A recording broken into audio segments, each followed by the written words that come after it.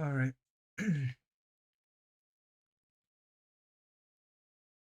Now hold on. Let me do intro. Or I mean, play some music first. And also, I think I might need to take a shit. I'll be honest. My stomach's hurting. My stomach is hurting big time. So I think I might just play some music first before anything else.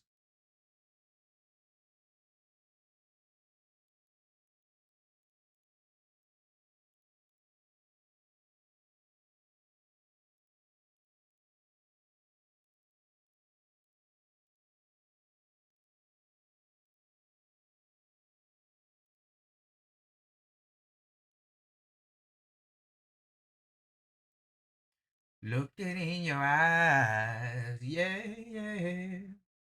Play to see. Notice me like any other guy.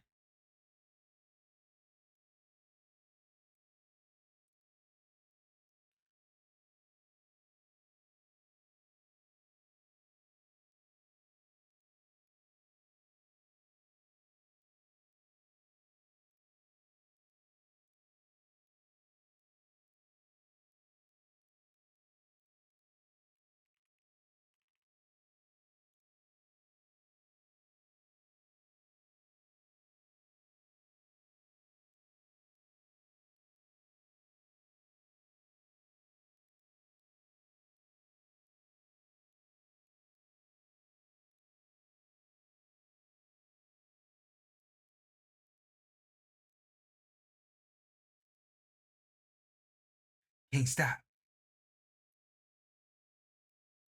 Oof, man, this is just lactose intolerance. I don't fucking know, man. My stomach really is hurting. Big time. Is hurting.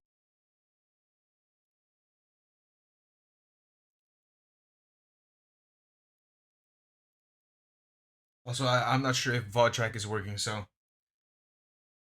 I need to know if okay, okay. It's playing on stream. That's good. That's good. That is good. It's playing on stream. I was worried the music wasn't coming through.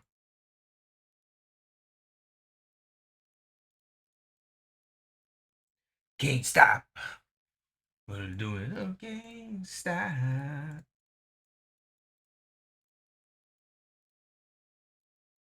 Can't stop.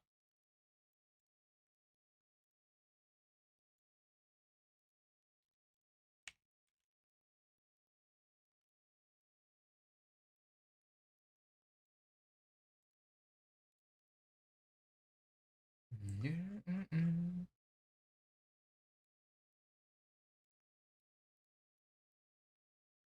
Now, as the title says, today is no content. Well, I mean, I'm still gonna be playing Cyberpunk. That's why I chose uh this wallpaper today because I'm just gonna play Cyberpunk again. That is what I will be doing. Cyberpunk and some YouTube reacts, of course. Of course, hey, you gotta do some stalling before the gaming. You know, what I mean, no one gives a fuck about gaming nowadays, but I do. I care about the fucking game. I want to play the game, but people don't want to watch the game. You smell? No one wants to watch that shit. I want to play it though. So yeah, yeah.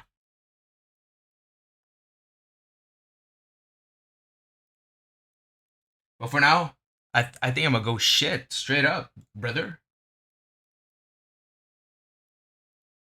Now you know what? Actually, man, it's hard, man. Brother, my stomach hurts, but you know, it's kind of in that weird borderline feeling. Yeah, it's like I kind of need to, but I I don't feel like you know. It's hard to explain, really. I feel it, Fuck. But I don't know if it's gonna come out if I go sit on the porcelain throne. I don't know if it's gonna come out. That's the problem. That's my problem. So Yeah, I just don't know if I should even try and shitting. Oh man, I need to shave. I need to shave big time.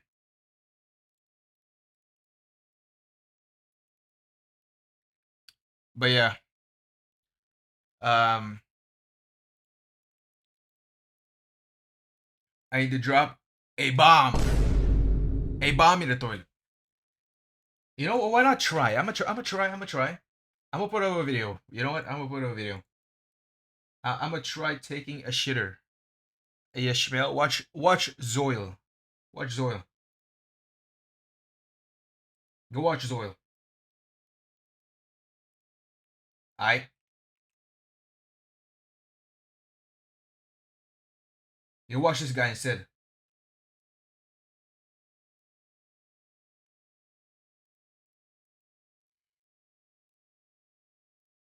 Okay.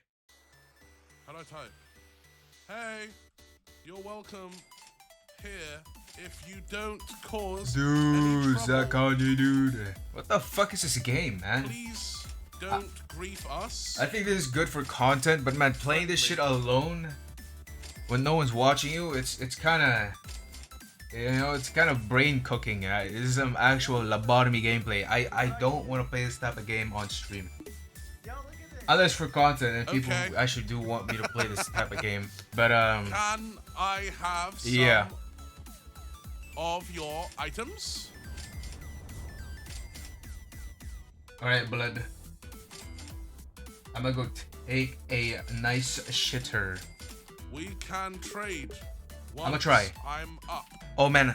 Oh yeah, my dad's here, man. Hopefully he's not in the fucking bathroom. Follow me. It's Okay, so let's bad. Let's Oh. go. Fuck. He better not be. He better not be. It's up to him though. Bro, It's his home. we're getting items already. It is what it is. It is what it is. Now hold up, now hold up. Easy, boys. I want to see my cam because there's a zoom on my cam. Me cam. Okay. Oh, fuck! I put my Paintbrush fucking short and sword wallpaper, and man. shield. Shit. That's fine, whatever. Neon space gun. I'll open it later. Wait, what else has she got? Now hold up, now hold up. Oh! The catapult! Okay, yo, Strays, chill, man! Bro, you killing? Don't kill her! Bro, don't kill her. Okay. Oh! Look at that. There it is. Well, I'm I getting the can catapult. zoom What's the in. catapult do? Yo, I had never known. I had never known. I can zoom in. Does that hurt?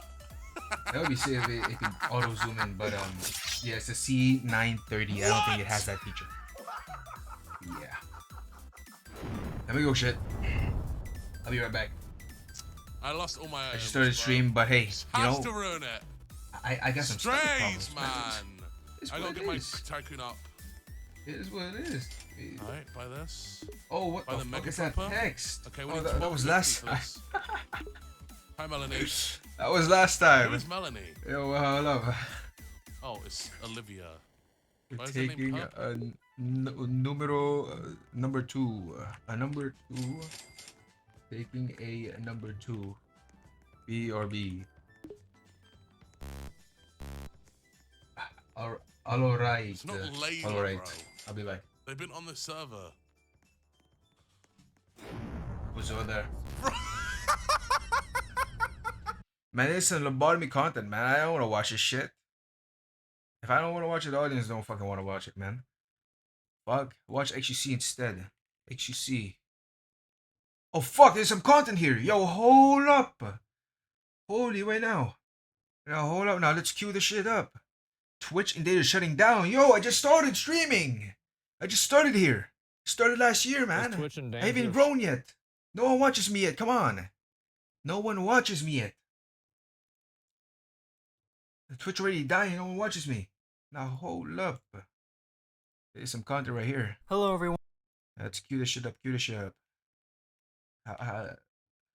Arizona borderline crisis. Oh fuck, where's it open there? Boom, boom. Some dancing bacon. Fuck yeah. New York flooded again. When the fuck did that happen? Oh, right, 2 months ago. I guess that did happen. Um, any new Patrick CC? Beyond Scared Straight. Prevent. Uh, no. Already seen that. Oh man, okay, okay. My stomach's actually acting up. Beyond Scared Straight is It definitely is acting up. Wait, hold up. Grenade wielding former security guard takes over 550 hostages. When did this happen? I remember this. San Juan. In V Mall? Ain't that Green Hills? Yo, that's Green Hills.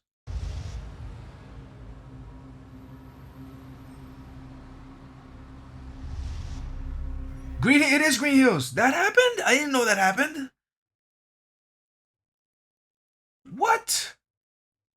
I go here all the time. Well, back in the day when I went to school near there. Fuck, I didn't know that happened. That's crazy. That is crazy. Last meal. I don't want to watch that. 39 minutes. Fuck off.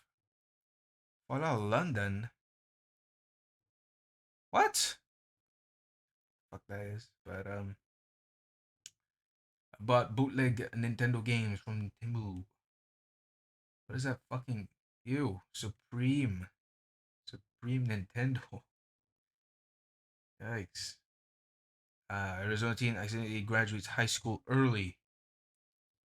How the fuck do you graduate accidentally? By attending the graduation and then graduating? How the fuck does that work? Did you need some papers for that shit? How Xbox 360 games actually looked. But what do you mean by that? Hey guys, in this video I will talk about the Xbox. Actually gonna wanna watch this. 7 months ago. Hey, fuck it, I haven't seen it.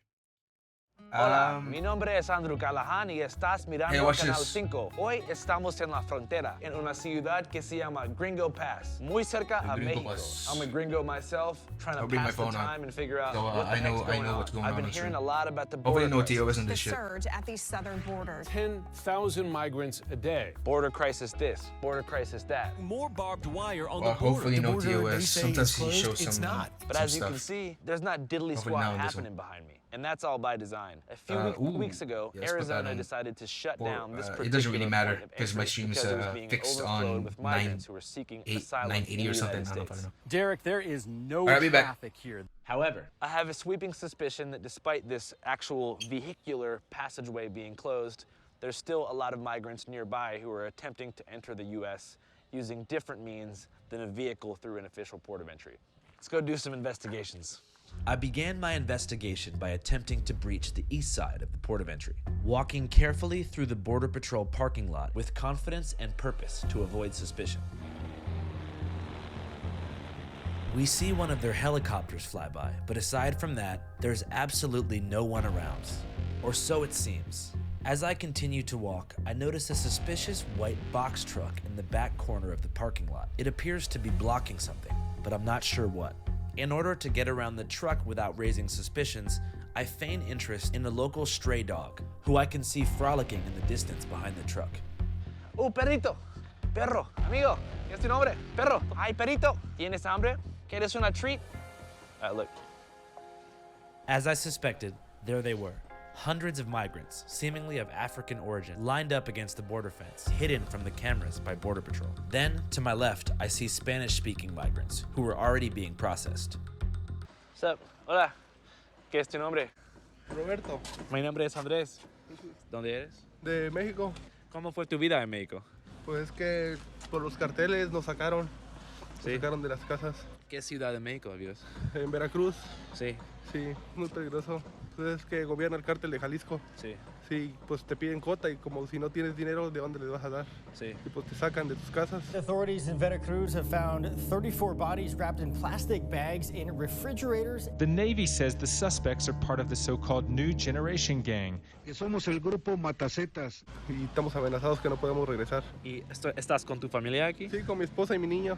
¿Y qué quieres hacer en los Estados Unidos? Pues quiero ir a trabajar. Sí. ¿Qué tipo de trabajo prefieres?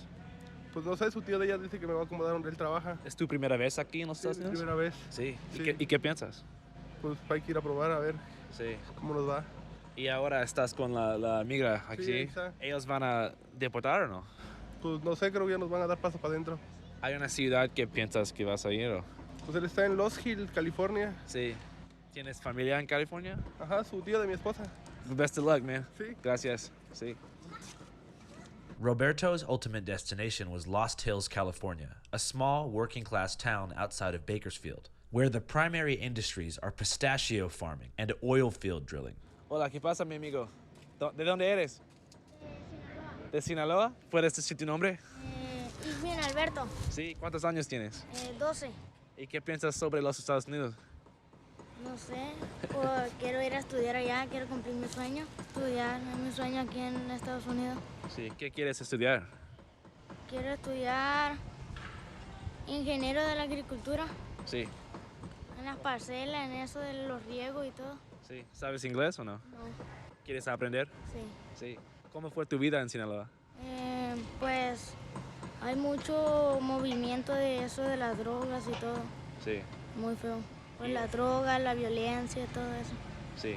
¿Hoy es tu primera vez en los Estados Unidos? Ajá, mi primera vez. ¿Tienes miedo? Sí. Ok, todo está bien, mi amigo. Pretty much everybody we talked to said they're leaving because of like cartel-related reasons. Basically just saying that it's getting so hectic down there that they're just coming here. First dude wanted to work. The kid wants to study engineering and agricultural science. Obviously, as I just started to explain, they closed down this border officially on December 4th to like cross traffic. So if you're going to Rocky Point to go vacation, you can't drive through Lukeville, you have to go through Nogales. And they did that because this small border town was being so overwhelmed by migrants. But as you can see, despite the fact that they actually closed the port of entry, there's still hundreds of migrants that are just waiting along the border wall right here. I want to go talk to them because They all appear to be African. I mean, there's a chance they could be Haitian or, Afro-Colombian or something like that. But I've seen a lot of recent news stories suggesting that most of these people are from Senegal, Gambia, Guinea, and so forth. Which is really interesting, obviously, because those are insanely far countries from America. And I don't think Americans generally associate African nations with illegal immigration. I think typically they assume it's Mexicans and Central Americans fleeing narco violence or Venezuelans fleeing a regime change. And obviously we share a landmass with these countries to our south. So it makes perfect sense why they would come north when the standard of life is considerably higher. But for someone to make the journey from Africa into Latin America and then take this almost tri-continental journey up into the United States is particularly strange, especially given the fact that Europe is much closer. There's first world nations that are much closer to these African countries that have a better healthcare and education system than America. So what is it about America that makes them feel like this journey is worth it? And also, what life do they expect here in America? Because obviously, as we've documented in the past couple months, there's a lot of really shitty stuff happening in America. The state of our inner cities is already pretty bad. And so I wonder almost if like the American dream propaganda that they're being fed by media or by their friends or family members, if that's actually true. I think America creates an atmosphere for people to achieve. So the American dream is just the ability to achieve. That's what it's about. Like, is the American dream actually a reality for immigrants, or are they more likely to just face different types of hardships when they arrive? I don't know. Let's go talk to some people. I wanted to talk to these African migrants, but because they were being deliberately safeguarded by Border Patrol, that seemed very difficult. They were essentially being held in what's like a demilitarized zone, a single lane patch of land between the port of entry and the actual border wall, which apparently American civilians cannot access unless authorized by personnel. Still, I drove 6 hours to get to this place, so I wasn't about to leave without at least trying to talk to them. Naturally, I began a westbound hike along the border wall, searching for a hole or an opening in the fence that would let me access where they were standing. Finally, I found a clearing in the fence and began my journey eastbound along the restricted pathway. Very quickly, I was apprehended by law enforcement. Yeah, so the actual border road here is closed Okay. to anybody except law enforcement traffic, just because sometimes BP needs to kind of hoof it on here. Yeah, okay. But you guys are welcome to take pictures or whatever, from right here. Just get back to your car, do what you need to do. Thanks, bro. Appreciate it. Thanks. Yeah. Pretending that our car was in the direction of the migrants, we continued our mission. And predictably, we're stopped again. Have you coming through here? Okay, we're just trying to find a good place to do some like interviews with migrants where we wouldn't get. No, these gates are closed and locked. Oh. The border's closed. You guys gotta go the other way. Okay. Okay. Where do you guys think's a legal place to get interviews and stuff like that? Parking lot. All right. Thanks, guys. Thanks. Have a good one.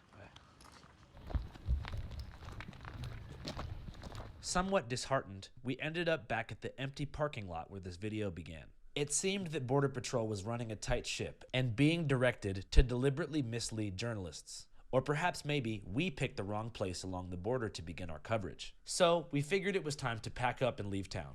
Then, seemingly from out of nowhere, an off-duty law enforcement officer approached us in his car and told us that we were just 1 mile away from the largest secret migrant detention facility in Arizona, which is embedded inside of a national park called the Oregon Pipe Cactus National Monument. You turn on Palo Blanco Road, I believe it's called. And you go about a mile.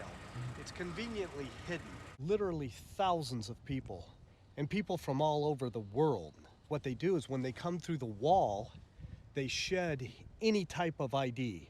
So you can find passports, currencies, driver's license, visas from Guinea, from Mauritania, Sierra Leone, Chad, Ghana, Egypt, Thailand, Nepal. It's phenomenal.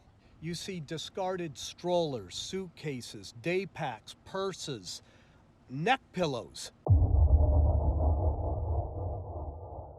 I mean, these aren't the people that were crossing in years past that were just trying to get into California to make a living wage to send back home. This is a different demographic completely. Well, these are the guys bringing in the fentanyl. You know, it used to be the border crossers would get across the border one way or another, and then they had 20, 30, 40 miles to get up, 60 miles to I-8. It was very difficult and arduous. Now, no, the cartel makes it really easy for them. They simply step across the border and walk to the Border Patrol and claim asylum. I'm a pro-immigration person. We need immigration, but not this way. Not the way it's being done now, where no one has any idea of who these people are. It's just totally unsustainable. What do you think's the right way to do it? I wish I had an easy solution. I don't know, it seemed to me that Title 42 was working pretty well under a previous administration, which required people to claim asylum upon the first country they hit, rather than having it come right into America first. So what is Title 42? The order started during the Trump administration. It allowed the government to turn away migrants to slow the spread of COVID-19. The Trump-era health policy that allows authorities to immediately deport most migrants. When it ends, tens of thousands currently waiting in Mexico can apply for asylum. Authorities say they're preparing for a spike in migrant crossings, upwards of 10,000 per day. How many people would you estimate are coming through? But I would estimate certainly more than a couple thousand a day. But if you just run the numbers, with the numbers that we're seeing, if you even say 1% aren't the greatest people with the greatest intent, we're in danger. And it's being done to profit the cartels. Just using my own rudimentary math skills, I think they're making about $1 billion a month smuggling people into the U.S. What they do is they saw cut the bollards in the wall and they pull them back and then funnel people through.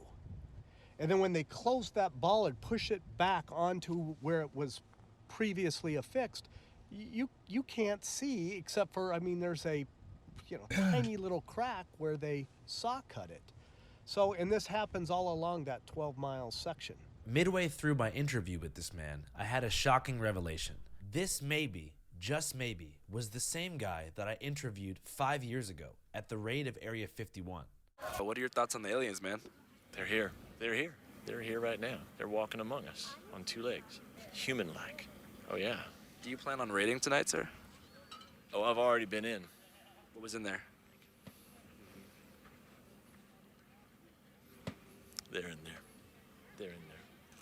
Totally. Yes.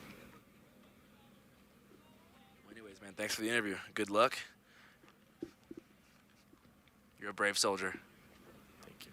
I didn't realize this until after I filmed the interview, but looking back, it actually makes sense. In both encounters, he's on the outskirts of federal land, claiming the government is hiding some crazy shit that he himself just saw. 5 guys in camouflage from head to toe, black masks with the camouflage backpacks running as fast as they could.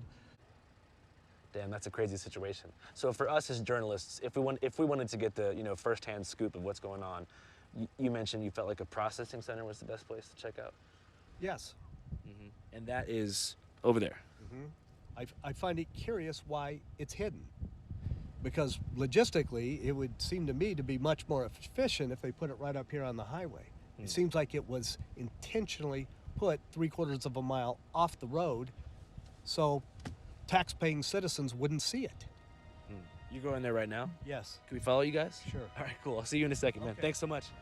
All right, so I guess we actually kind of are in the right place to find migrants. I was to speak watching to. on that dude the that phone. just pulled up and talked to us. Some he of it. actually agreed to So, take us directly to the migrant. Yeah, I kind of know processing the gist of the center story. where everyone's So being kept. yeah. He said that it's located like in a hidden location, 4 to 5 miles away from the state road that Trying to runs find the through this place. migrants. So we're just gonna follow his car. Where they all and, held up. Yeah, hopefully. All right, I see. Get some footage, guys. Oh man. To my That was a fucking surprise, jump my scare. unbeknownst old friend was not bullshitting about the processing center. In the middle not of the bullshitting. Sonoran Desert, hidden behind Border Patrol vehicles and makeshift tents, Oh, were hundreds shit. upon hundreds of migrants, all of Bro. whom who hopped the U.S.-Mexico border within the past couple Oh, hours. those are kids, dude. It's like it's entire families up in here. Look. He's trying to find a better life. It was a shocking sight. Oh, wait, to see. did I change my hundreds upon title? hundreds of people from all around the world, herded like cattle, Right, I on did, the I did. cold desert How floor, about, sitting in silence, awaiting an uncertain future. My category. They're they're happy though, even though with the uncertain of their their future.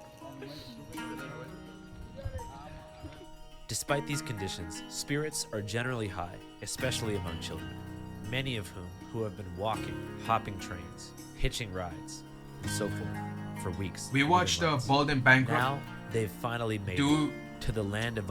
Okay, we watched Bald and Bankrupt do the train hopping thing, right? He rode the train like outside of the train, on top of the train. That shit was terrifying. But hey, migrants do that all the time. It's yeah. So we saw that how they migrated, and then now they're in with Andrew. Now they're here. Not here. I mean there. I meant there. In America. Finally got there, and now they're being held up like this on some fucking like camp. Just holding them there. What do they do to them anyway? Like, are they gonna are they gonna return them back, or are they gonna what I mean by returning back? Are they gonna deport them back, or are they gonna let them to the U.S. of opportunity. A nation I just don't get it, man. I don't get it. I don't understand as much. I just don't. How it allegedly works. founded upon the principles of liberty and radical individuality, where anyone from any walk of life can make something out of themselves. I guess they call them detainees. They've been walking on this road. This road runs for 12 miles, 12 or 13 miles. What it does is it parallels our border fence. In our next episode, Migrant Detention Facility, Next we'll episode, go undercover and speak with Border Patrol agents and migrants from across the world who are seeking asylum in the United States. He's putting it on a pay. Never mind. We'll also follow a bus full of undocumented. This is gonna be paid, right? That's usually what he does nowadays. We watch a fucking like a video of his, and then dive deeper into like the Crip Mac one, the second Crip Mac. Dive deeper into the Crip Mac story. Watch it on here, and then you have to watch it on some fucking like what, some other site that he mentions that he's documented partnered migrants with. and driven by ICE agents who pulled over and detained us after realizing they were being filmed. Like much of our content, this episode is available exclusively on our Patreon, www.patreon.com/channel5. As many of you know, Channel 5 is and has always been completely independent and supported and powered directly through your contributions. It is what it is. Thank you. You gotta make some money. Channel 5 live worldwide, Hollywood and Vine. Fuck the authority, Channel 5 News. Channel 55. We don't fuck with custers. And 5 is the best number. Yeah, that was good. Fox 10. Hola, That was good. That was good. New country artist JD Bro testifies on the crisis. Huh? During the time that I've been given to share my testimony here, I think it's important to note before I start that in these 5 minutes I'll be speaking that somebody in the United States will die of a drug overdose, and it is almost a 72% chance that during those 5 minutes it will be fentanyl related. Having started that way, Chairman Brown, Ranking Member Scott, and esteemed committee members, thank you for having me. I know this is a bit of a curveball. The horse I like a little baseball myself. My name is Jason D. Ford, but to most I am known as Jelly Roll. It is important to establish earlier that I am a musician and that I have no political alliance. I am neither Democrat nor Republican. In fact, because of my past, my right to vote has been restricted. Thus far, I have never paid attention to a political race in my life. Ironically, I think that makes me the perfect person to speak about this because fentanyl transcends partisanship and ideology, gentlemen and women. This is a totally different problem. And I was speaking outside to the media, and I gave them a statistic that said 190 people a day overdose and die every single day in the United States of America. That is about a 737 plane. That's what about a 737 aircraft can carry. Could you imagine the national media attention it would get if they were reporting that a plane was crashing every single day and killing 190 people? But because it's 190 drug addicts, we don't feel that way. Because America has been known to bully and shame drug addicts instead of dealing and trying to understand what the actual root of the problem is with that. But the sad news is that that narrative is changing too, because the statistics say that in all likelihood, almost every person in this room has lost a friend, family member, or colleague to the disease known as addiction. I've attended more funerals than I care to share with y'all. This committee, I could sit here and cry for days about the caskets I've carried of people I loved dearly, deeply, in my soul, good people, not just drug addicts, uncles, friends, cousins, normal people. He a bit of Some people a drug addict himself, man. I mean, his teeth look scuffed. To manage it. One thing led to the other, and how fast it spirals out of control, I don't think. Seems like some smoking addiction or some meth. I'll be honest. It's insane. So many people. Equally, I think it's important for me to tell y'all that I'm not here to defend the use of illegal drugs. And I also understand the paradox of my history as a drug dealer standing in front of this committee. But equally, I think that's what makes me perfect to talk about this. I was a part of the problem. I am here now standing as a man that wants to be a part of the solution. I brought my community down. I hurt people. I was the uneducated man in the kitchen playing chemist with drugs I knew absolutely nothing he was about. being Walter. Just like these drug dealers are doing right now when they're mixing every drug on the market with fentanyl. And they're killing the people we love. I'll be honest with y'all. My desire is to only get older and only do better and be better. I believed when I sold drugs genuinely that selling drugs was a victimless crime. I truly believe that, y'all. My father always told me what doesn't get you in the wash will get you in the rinse. Now I have a 15-year-old daughter whose mother is a drug addict. Every day I get to look in the eyes of a victim in my household of the effects of drugs. Every single day. And every single day I have to wonder if me and my wife, if today will be the day that I have to tell my daughter that her mother became a part of the national statistics. Who's the daughter, her? History repeats itself, gentlemen. Even in the 1990s, crack cocaine had long made its way into my middle lower class neighborhood. And at that moment, even as a teenager, you could have never convinced me in that moment that there would be a far bigger problem on the horizon in the form of a pharmaceutical drug. And then I watched opioids and Oxycontin burst onto the scene. I'm here to tell y'all that fentanyl is going to make the Sackler family look like saints. And I want to let y'all sit with that for a second. It is time for us to be proactive and not reactive. We were reactive with crack. We were reactive with opioids. And y'all are taking the first step at somebody in Senate finally being proactive. I truly believe in my heart that this bill will stop the supply and can help stop the supply of fentanyl.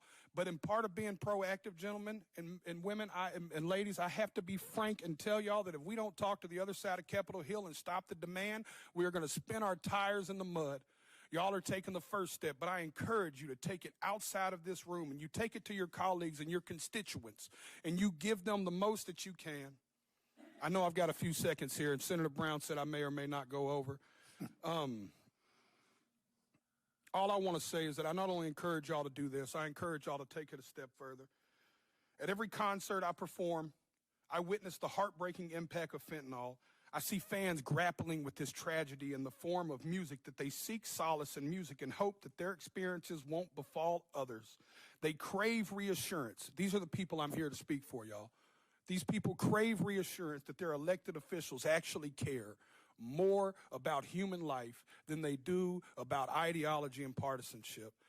I stand here as a regular member of society. I am a stupid songwriter, y'all, but I have firsthand witnessed this in a way most people have not. I encourage y'all to not only pass this bill, but I encourage you to bring it up where it matters at the kitchen. Where's my case? Holy, okay. I don't know this man at all, but I feel that what he had to say was really heartfelt. Yeah, I felt that way. Yeah, that felt heartfelt. He thought about that for sure. He's right about fentanyl. I see a fentanyl, bro, brother. We've already seen so many cases of fentanyl, especially videos, because people find that as content, and well, content they want to report about it. And man, the use is crazy, man. The effects too. What it does to a person. Actual zombies, right? So wait, what? This streamer got cut pretend he was black. Now hold. You know, I've actually got a. Now hold up. Now that's content right there. Yo, hold up. Trainwreck's TV scared of HCC.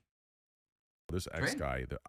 I was watching Train last night. I fell asleep though because I mean I was trying to sleep, so I watched Train, and he helped me out. He helped me fall asleep. Bro, like I feel like I'm scared for X. Like I don't think X is anywhere near ready for a kid right now. I think he's just grinding, but I have a feeling. I know how it's gonna happen. I have this feeling, and I hope I'm wrong. I feel like X, it isn't gonna be like a normal thing. It's not gonna be like, okay, finds a relationship, waits like 3 to 4 years, has a kid. I feel like it's going to be some like insane, intense love. He meets a girl. In the first 3 months, they're in Vegas, they're married, and they have a kid on the way. It's going to be some shit like that. Okay, don't clip and show him this. Wait till it happens, and then we can watch it like 3 years down the line. Okay? I'm telling you, it's going to be some. Nah, you're right about that. Right about that. Mr. Beast's life, new video or not? Mr. Beast. This X guy. I watched Mr. Beast actually. Maybe I should. Which one did I want to watch? 30 minutes of this? Yeah. Shutting down. I kind of want to watch it. I mean, dude, I use Twitch as the platform, man. So yeah, let's find out. I'll watch this. Find out what this is about. Or if I should just start streaming somewhere else at this point, because I mean I'm a new streamer and I'm trying to grow on an almost dead platform. Have to switch. Twitch.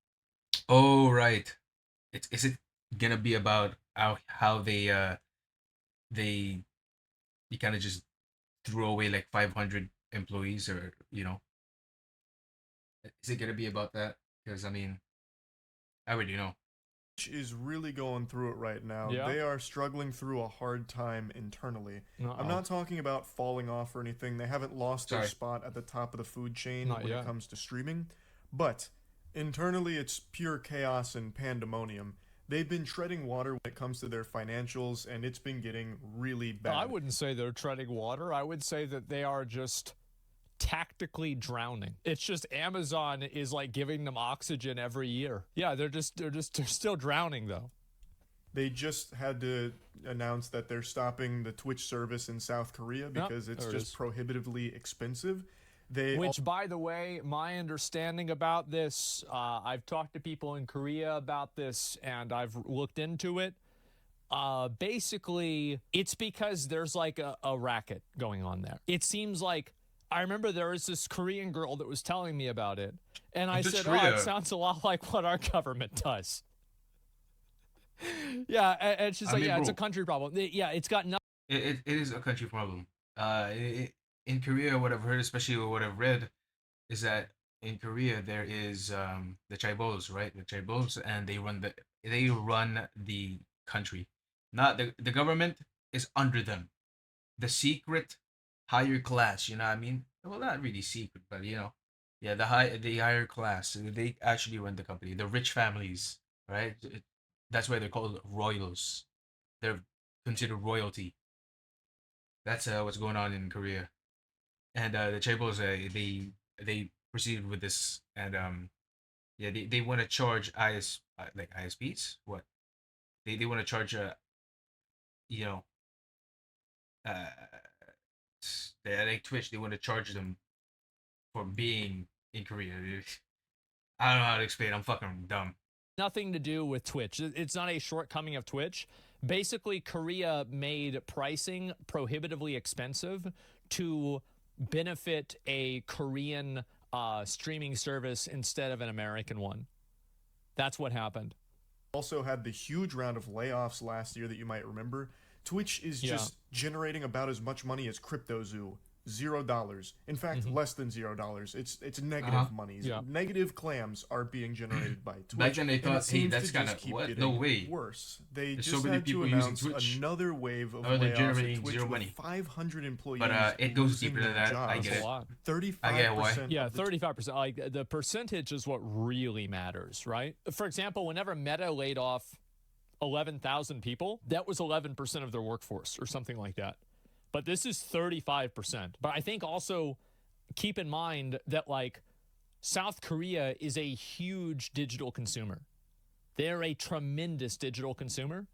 And guess what? I bet there's a lot of people there that had jobs at Twitch that were working and dealing with South Korea. And so whenever you can't deal with South Korea anymore, well, then you don't need those people. There it is. And also losing South Korea, in my opinion, was not Twitch's fault at all. From everything that I understand. Off, as confirmed by Dan Clancy. And today, Dan Clancy actually did a stream just being fully transparent, going over a lot of things, such as the layoffs, as well as just Twitch not really making money.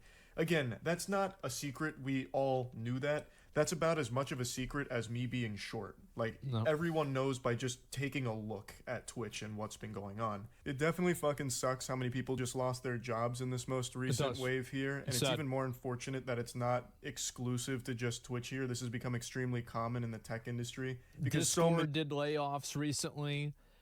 Twitter did... There's more people that got fired from Twitter than people that work there, okay? And so, this is extremely common. Many companies like Twitch started overhiring and went through this period of overgrowth, especially during COVID. Yeah. And now all at once they're starting to downsize and lay off a ton of people like what they just did. And that's something Dan also talks about. That we've implied this before, where we say we need to run it sustainably, but I'll be blunt. We aren't profitable at this point. Amazon has been extremely supportive of Twitch. That's money. A big thing for being sustainable over time is ensuring that we don't lose money. We don't have people working at the company that ain't doing shit, so we got rid of them. Yeah, we get it. That's exactly what Elon did. For sure. And that's a big part of my job because that's going to be what makes sure we can be here for long term. This is the CEO of Twitch who is just speaking openly and honestly about I'll be honest, this is such a good CEO at the moment. He really is a good CEO, because, I mean, compared to back then, right, we already know that CEO, I forgot his name already, brother did not do anything. He did not do anything. He was just a ghost. He didn't care about Twitch. I mean, he probably forgot that Twitch existed. He probably forgot that he owned Twitch, or I mean, he was CEO of Twitch, like completely. He didn't know. He absolutely didn't know. And then he realized, oh wait, what the fuck? I'm the CEO of Twitch, huh? I'm CEO. All right, shit. I'll just drop out of Twitch. I'm stepping down. I'm stepping down, guys. That's finally when he steps down. That's. I feel like that's what happened. I feel like that's what happened. Exactly that. Wait, like, isn't it crazy that he just goes on? He just said, And now we get this CEO. I mean, he's an old guy. He kind of feels like a hippie, but he's not like Joe Biden. He's active. Joe Biden is just he's sleeping all the time. You know, even though he's there, he's kind of just sleeping in his brain. He's old, man. He's senile, man. That's how he feels like. But with this CEO, he's chill. You know, I mean, he's chilling, and he's chill but active as well. He's doing some moves, just like this. does this shit. We He's got like, people yeah, on payroll so, like, that not we're not doing making anything. any money. I'm Fired. like, yeah, I don't know what the fuck to do, Yeah, we right? need I mean, like, we're trying to make figure their it money. out, like, same as you are. Like, yeah, I don't know. You know, I had to fire a bunch of people, which sucks, but, like, I mean, shit, you know, it is what it is. Like, yeah, I love it. What's going on, which is really refreshing, especially given Exactly, the yeah, last true. CEO who didn't even know that he ran Twitch. Yeah. Again, this isn't a shocking revelation. I don't think anyone heard Exactly. this and He didn't flew know back he in ran their chair Twitch and at all. slapped their knee like, well, golly, Twitch not being profitable, never saw that coming. This is the worst kept secret since Darth Vader being Luke Skywalker's father, right? To be honest, if somebody had told me Twitch was profitable, I would have believed it. And like, I wouldn't immediately say it's not true. And the reason why is because YouTube for a long time wasn't profitable until, like, I don't know, it was like 2014 or maybe 16 or something like that, whenever YouTube actually started creating profit. So maybe Twitch became profitable, especially with the amount of ads that they added in, but I guess still they're not. I mean, dropping how many people? 500 people? That's a lot of fucking money. Like, that is a tremendous amount of money. Like, if you're thinking like $100,000 for each person, because keep in mind, some are probably being paid more than that. And then there's also the infrastructure to support that person, which is like, you know, taxes, liability, insurance, fucking social security, having building space for them. Yeah, I can see how he did it too. Staff Like, to he probably support asked them. like You're talking about his basically $100,000 a person. his analytics somewhere around there. Analytics manager especially or for, like, whatever yeah, the fuck. benefits. Oh to yeah, ask, yeah. like, This is oh, a $50 which person $50 isn't million doing anything in this reduction. company? Devin Nash video is really good. He explains how Kick runs with less than 50 people and During did the 90% of what Twitch did with 2% I was of its wondering what workforce. that tab was. Well, I mean, I can write Moby Dick in 1 minute. All I have to do is press Control C and then Control V. So I think that's very understandable. I could believe that. Everyone knew it wasn't making money, and Dan is now just finally saying that out loud and then going over how he plans to fix that. Before going too deep into this subject I want to talk about, I just want to give a round of applause to Dan here. He really does seem like he cares. He does. He's constantly streaming on Twitch and interacting with the community. Like, he plays games with other streamers all the time. When the announcement came with the layoffs, he wanted to go live and just directly answer questions about it and talk transparently about it. So honestly, it's appreciated that he'll do something like this. Now, he does say something that I had to raise my eyebrow at. And if this was an NFL game and I was a coach, I'd probably be throwing a challenge flag on the What's play. this? He says that Amazon has been super supportive of Twitch. And to that I have to say, are you sure? This is maybe some kind of hostage situation? Is Jeff Bezos just off camera with a baseball bat with nails through it, threatening you to say things like that? One of the major criticisms a lot of people, myself included, have stated is that Amazon seems really hands-off with Twitch as a product. Yeah, that's a good decision for Hands Amazon. off. I think Amazon is taking the Microsoft approach that Microsoft takes with a lot of their game studios. They say, we're buying you, you're gonna Okay. Yeah, with Amazon, it is good that they are hands off, but that I wouldn't say completely hands off, man. I mean, they need some support out here. Hands off is good. Let Twitch run itself, but support it. But it doesn't seem like they're supporting Twitch at all. That's the problem. Because they're not helping Twitch, right? Besides Prime is a good product, but I mean that's it. That's all you're gonna help with. what Amazon Music, I guess. Well, what else? I mean, it doesn't really help much, man. Make us money. And maybe you're not making us money right now, but you're going to make us money. We're not buying you for us to tell you what to do. We're buying you to make money off of your work. That's it. And so I think that's what Amazon looks at it for as well. They don't want to have to micromanage Twitch or tell them what to do. You've got to think about, like, Twitch is it's like a $2 billion business, right? I think that's how much money Twitch is worth now, maybe $2 to $4 billion. How much money is Amazon worth? Let's look it up right now. Amazon net worth. Okay, so we're looking at the number $1,588,000,000,000. So that estimates how much Bezos is worth. Okay, so let's go ahead and let's take. We're not going to do the whole number. Okay, and then we're going to subtract. Let's do a very generous valuation of $4 billion that Amazon is that Twitch is worth. Brother, can I get about 1% of that, please? Just 1%, brother. 1%. Hell, you know what? 0.5. You know what? 0.2% of that, please. It's the same number. Yeah, it pretty much is the same number, right? It's the same number. So that's why Amazon doesn't really give a fuck, because Amazon they basically own a massive they own a huge part of culture for fucking nothing. Twitch is a huge cultural driver. They own it completely. They have a monopoly over live streaming because nobody else gives a fuck about it. And they're doing it for like 4. They have over 1,000 and they have to do this for 4? What is this? It's not even a question. Of course Amazon's totally fine with it. Why wouldn't they be fine with it? Amazon's also completely fine with Kick. Because think about it. Amazon has to pay Twitch whenever Twitch doesn't make money. Amazon doesn't have to pay whenever Kick doesn't have to make money. Stake does. Amazon probably likes Kick more than Twitch, because Kick just gives them money for AWS, whereas Twitch needs money too. The entire time it's owned it. It hasn't really done too Kick much to uses try and AWS, elevate it, improve it, fix things when things are broken, or really much of anything. And you know what? Kick ain't making money when it comes to Kick. Kick is just not making money, bro. Kick as a platform, bro, they don't have advertisers. They don't have ads at all.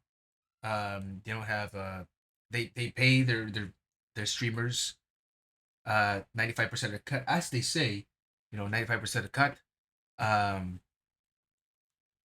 No one really subscribes there, no one really watches there. That's just the plain truth.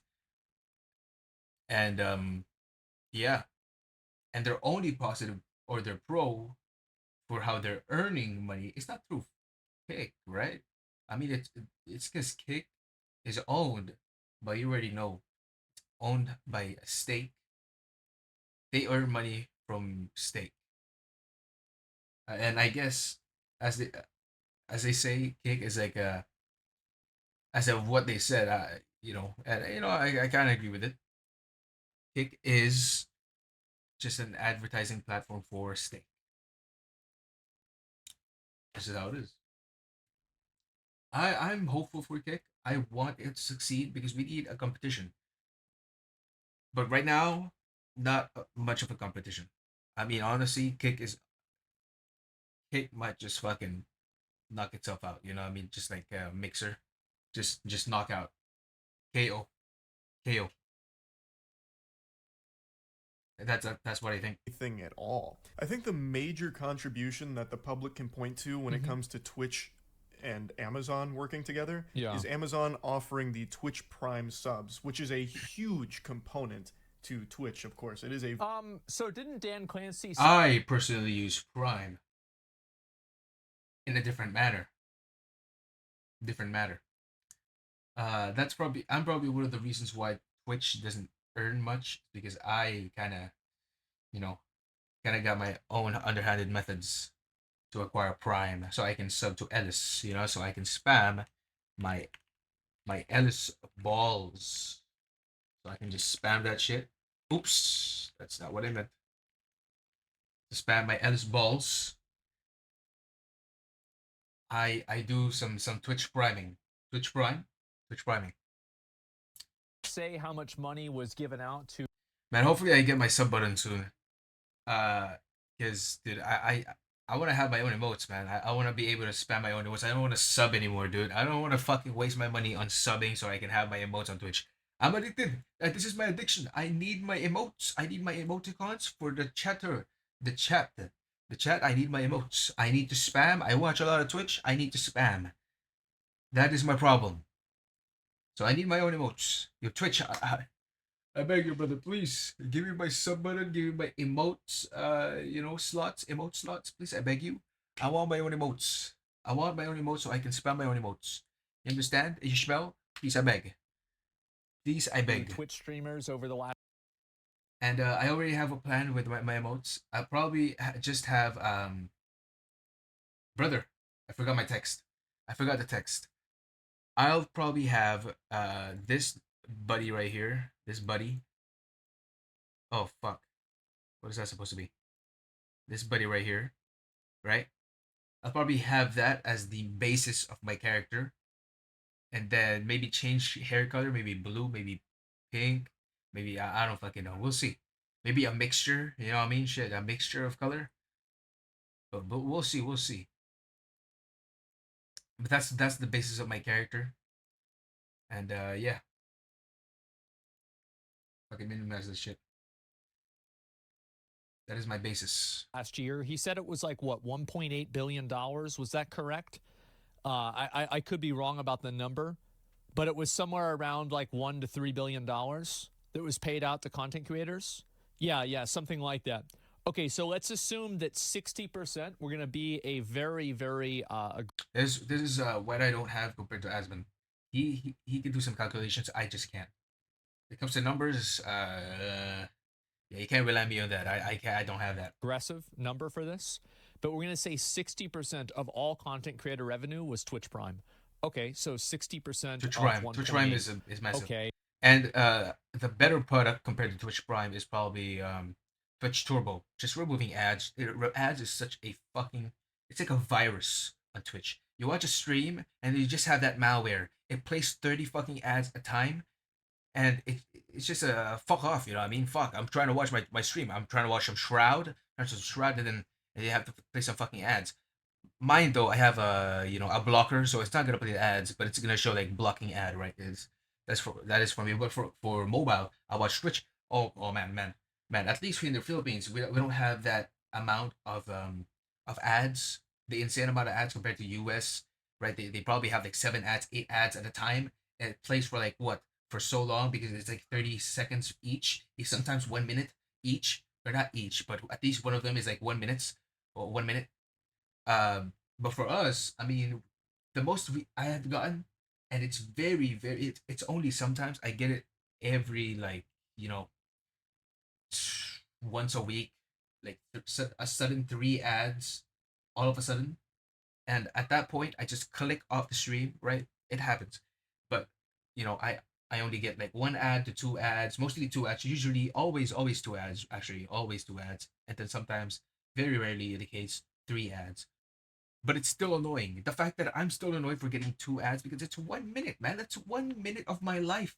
1 minute spending watching this fucking dog shit ad that I don't give a fuck about. It's the same ad that I see. It's this ad right here. Let me see. Maybe I'll be able to search it real quick actually. It's this ad that I see right here. Remove all that. What ad was it? What was it? Cranberry, bro. I forgot what ad it was. Fuck, man. What ad was it, man? Fuck, what ad? Right. It was a chocolate ad that I kept on seeing. It's the same fucking ad that I see. It was some dad.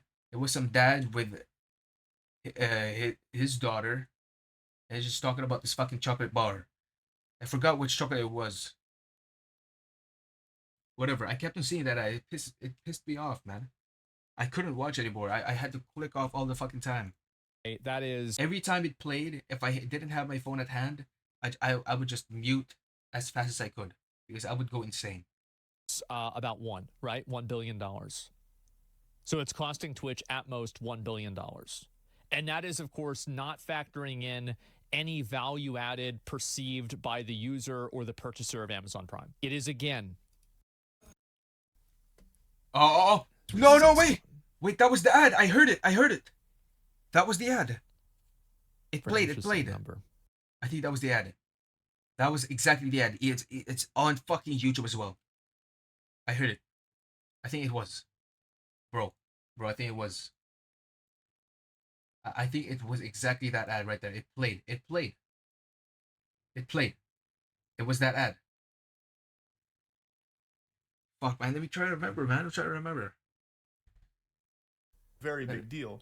But aside from that, there haven't been too many things that Amazon has done for Twitch, at least in what I've seen and what most people have seen. But with the way Dan talks about it throughout this stream. And also another factor as well is that it's actually not one, because the amount of money that they're paying out, half of it doesn't necessarily go to Twitch in the first place because there isn't a $5 transaction that occurs.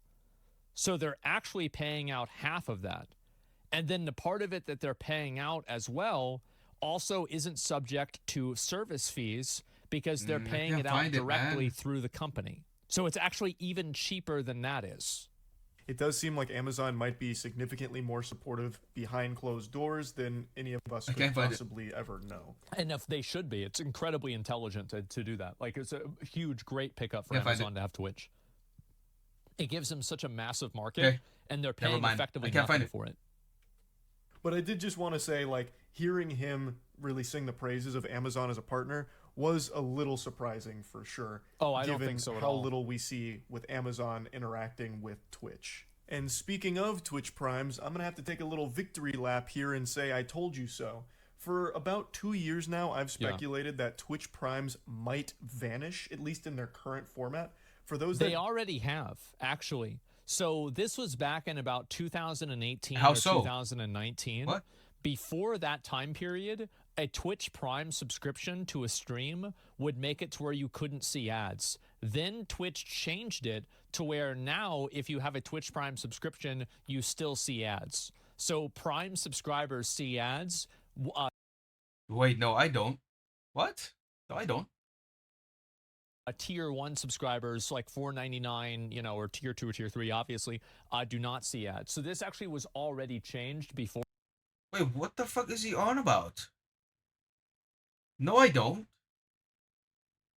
Prime itself, I don't. I get ads. If by just having Prime, yeah, you're gonna get ads. Back then, when you had Prime, I guess you couldn't see ads, but now, of course, you can. You have to subscribe to streamers to not see ads. So yeah, I see ads, right? I see ads even though I have Prime. Well, I don't have Prime right now, but when I'm subscribed, I don't see ads. So I don't know what Asman is saying, and I don't know what do you mean by tier 1. Tier 1, we don't see ads, brother. We don't see ads. I watch Poke. I do not see ads. It doesn't work. What is he on about? I'm confused. Or in the past. Don't know. Twitch Prime is a service offered on the platform where you can sub to a streamer completely for free as long as you have your Prime sub available, and that streamer gets $5 from Twitch. Well, $2.50 from Twitch. Exactly. It also still depends because here in the Philippines, a sub costs 100 pesos, and 100 pesos, 100 PHP, 2 USD is $1.79. And what is half of that? What is half of like 1.779? What is divide here? Divide, is that divide? 0.985 95 98 cents, I guess. They get that from Twitch, you know what I mean?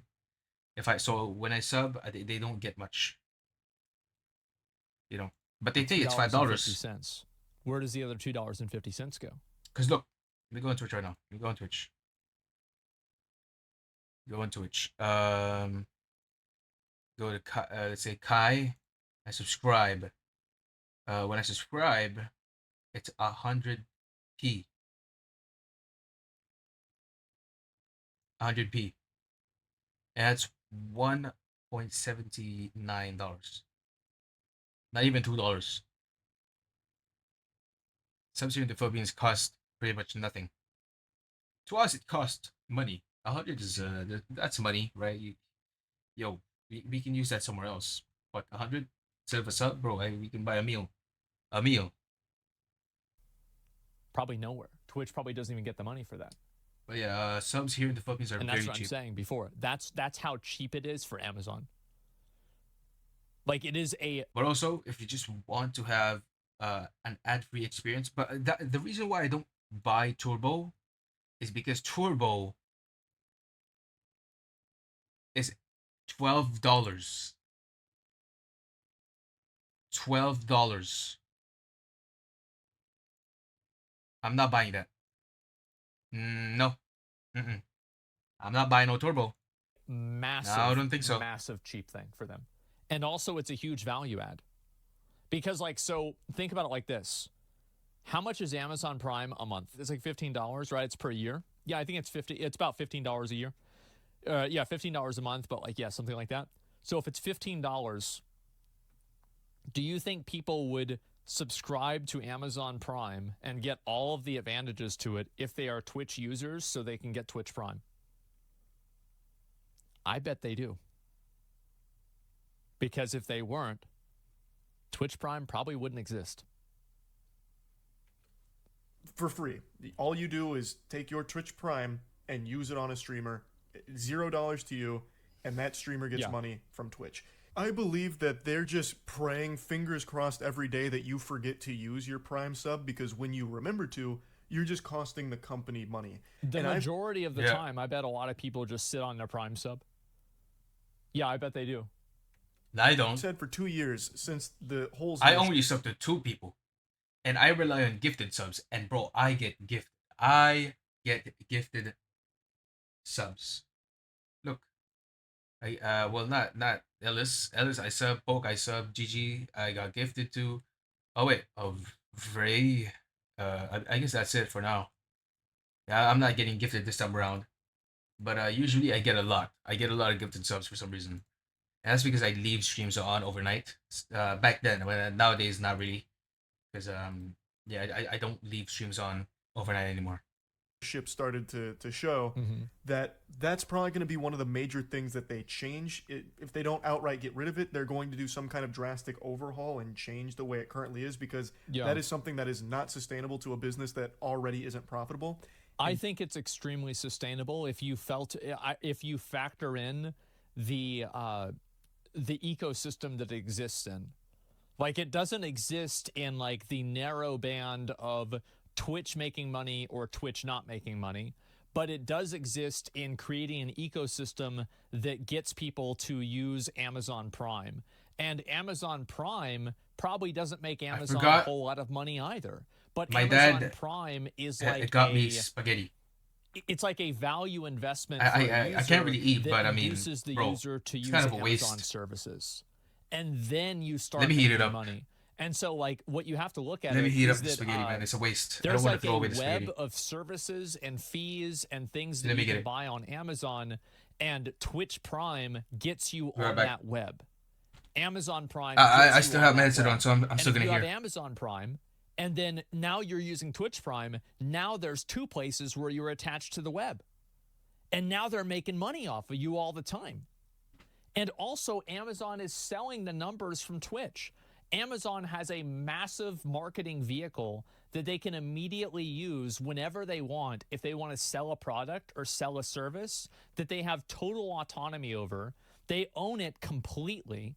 And so if they want to do a show, Amazon wants to do a show, they can just do a show. Amazon wants to do watch parties, they just do it because they own the licensing for it. Like, Amazon having Twitch Prime and Amazon being invested in Twitch it makes so much sense whenever you think about it outside of the context of, is Twitch making money? It's the same thing as like with Kick. You know what? Kick isn't making any I'm a fucking cook money, it, man. but there is a there's like a turnover of people that use Kick and then go and gamble on stake. And then if you look at it again holistically, Kick is massively profitable. But you don't see it in a direct one-to-one. It's like a 1-to-1 to 2 to 3, and then it's like 3 lines of logic down. Then you start to see the money happen. They're not stupid. Like, the guys that are working at Amazon are not fucking stupid. They wouldn't be doing this if it was just losing them money. And that's not even counting, again, what I was talking about earlier, the value that you get out of just simply having the biggest live streaming service under your control. Like, you have a certain degree of like cultural control that, I mean, fuck, look at how expensive Twitter is. Look at how expensive Facebook is. These social media networks are worth billions of dollars. Yeah, they effectively own esports. It's nuts. Amazon makes money, not from Twitch directly, but thanks to Twitch. Yes, Twitch helps Amazon make money, and Amazon helps Twitch make money. Dan Clancy talks about that. Prime is a critical program for many streamers. We've already been looking across the company in terms of how to set us up for the long term. I think we will continue to evolve different aspects of our program, because part of what I'm trying to do is get us into a framework that can live. If I was Dan, I'd cut 70-30 for primes. That's what I'd do. That'd be the first thing I would do. Long time. If they had the size to. of the company is one of those things that gets us to the right size. And also, for like, the- you have to keep in mind, is the goal of the website to be profitable? Maybe not. Who said that the goal of the website has to be profitable? It's a business? No. Well, it's a business that's part of a larger business. So I think that obviously they want to make money with Twitch for sure. But I don't think that they're going to do something that would dramatically hurt Twitch in terms of its market share on the live streaming demographic.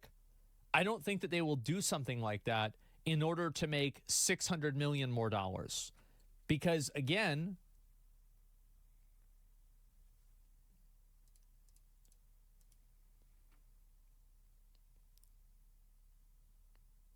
it's just not that big of a deal, is it?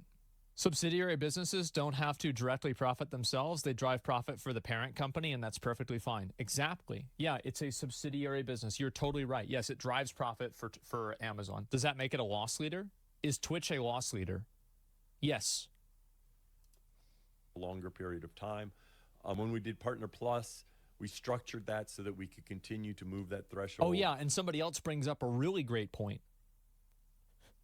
Amazon's probably writing the money that they lose off their taxes.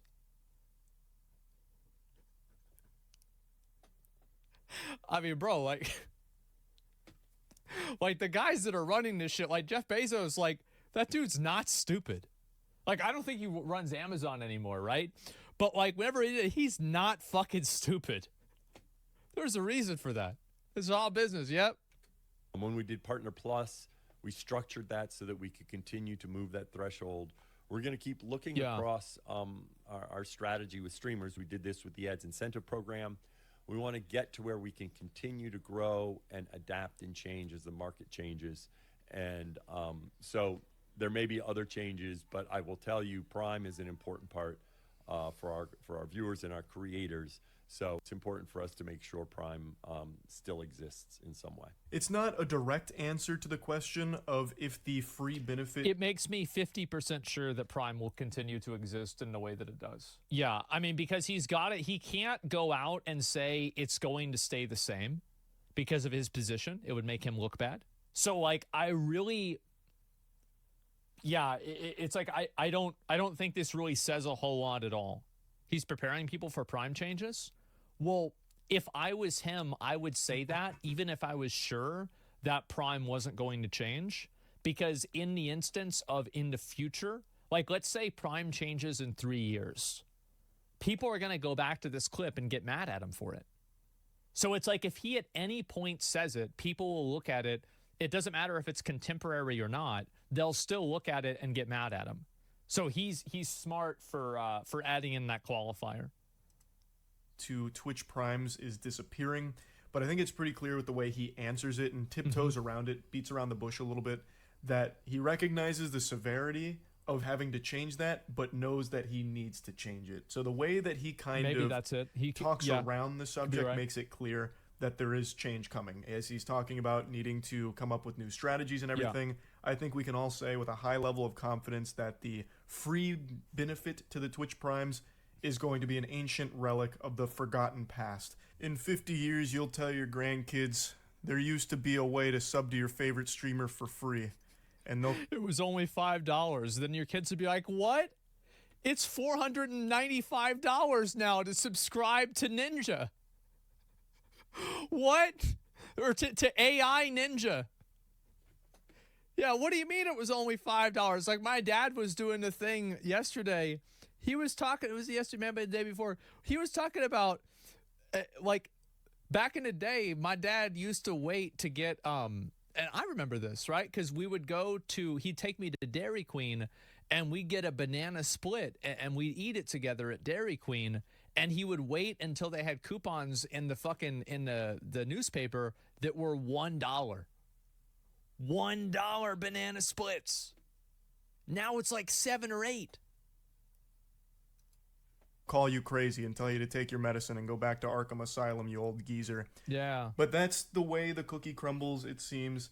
Now, this is a big cents. I told you so moment for me because like I said, I was beating the drum saying, hey, Twitch Primes probably aren't going to last forever. Hey, you know, like a doomsday prepper kind of thing.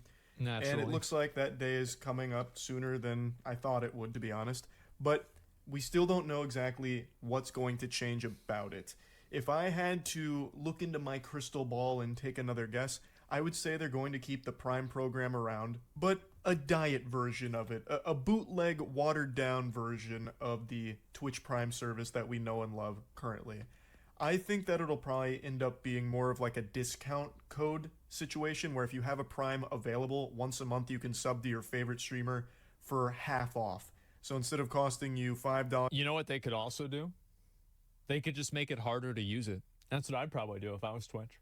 I'd just make it harder to use. I'd make it to where you had to go to the Amazon website and you had to use the Amazon website in order to use your Twitch Prime on a Twitch stream. And so you just bury it.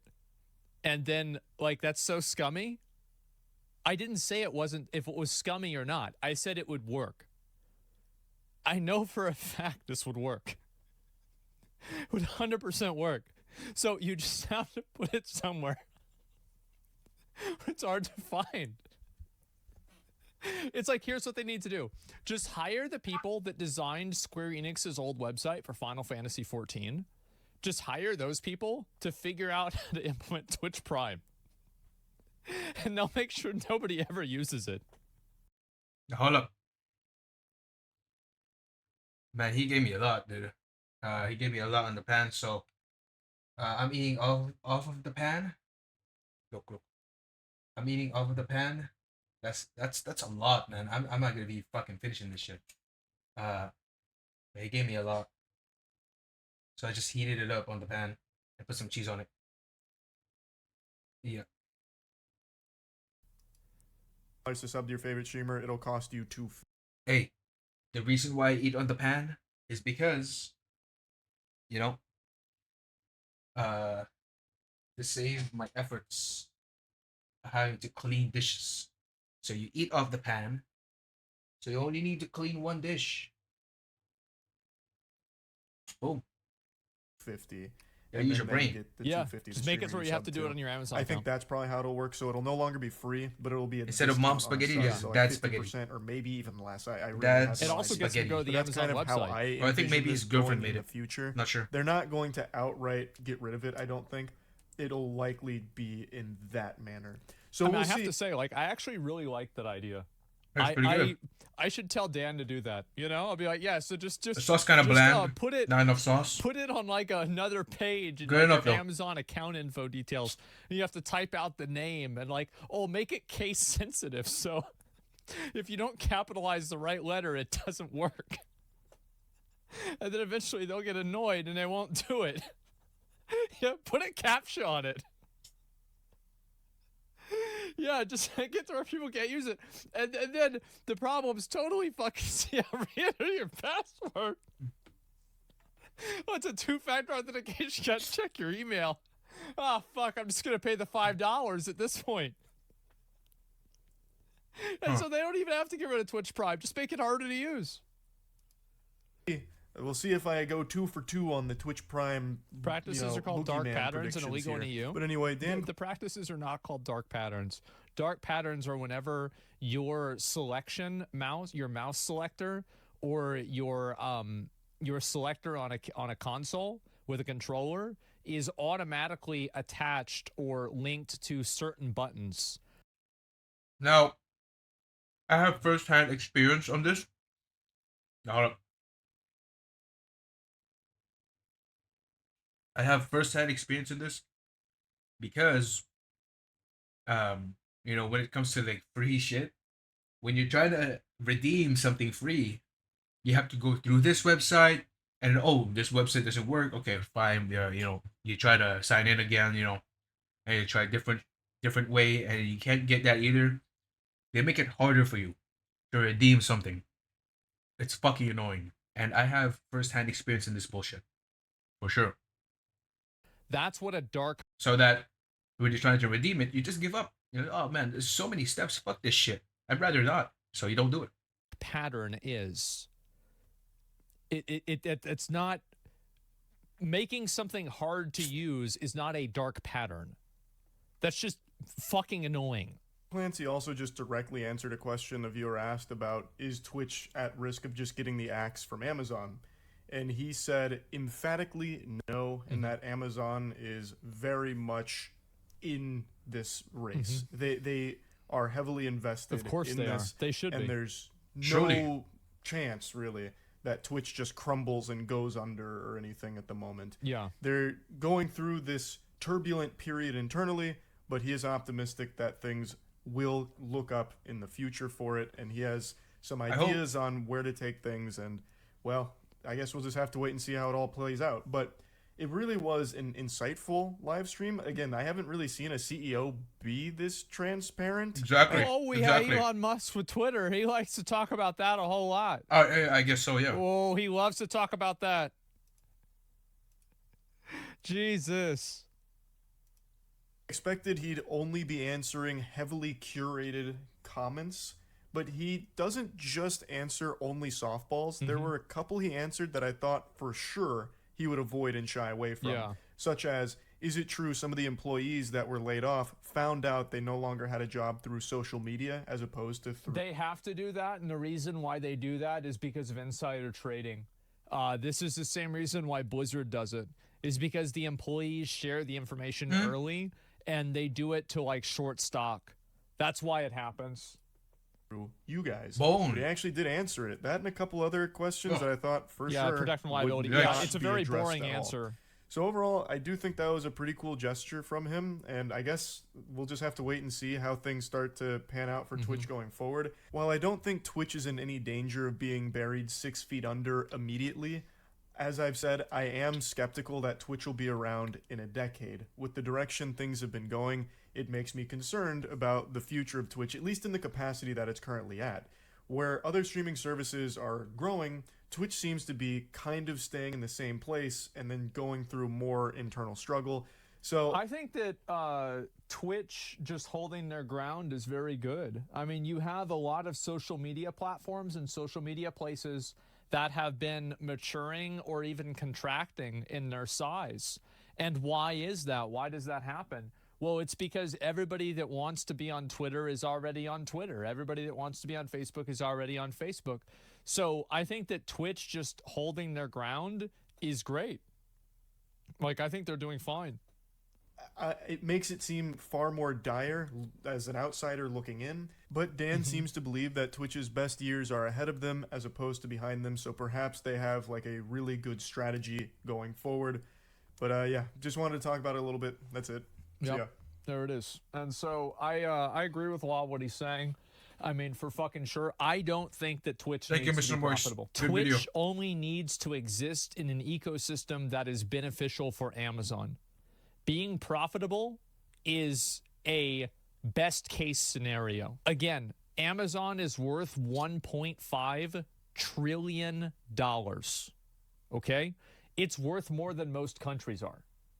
Actually, I don't know about most, but a lot of countries are at least. Worth more than the Philippines. It's worth a lot of fucking money. I think, yeah, 1.588 or something like that billion dollars.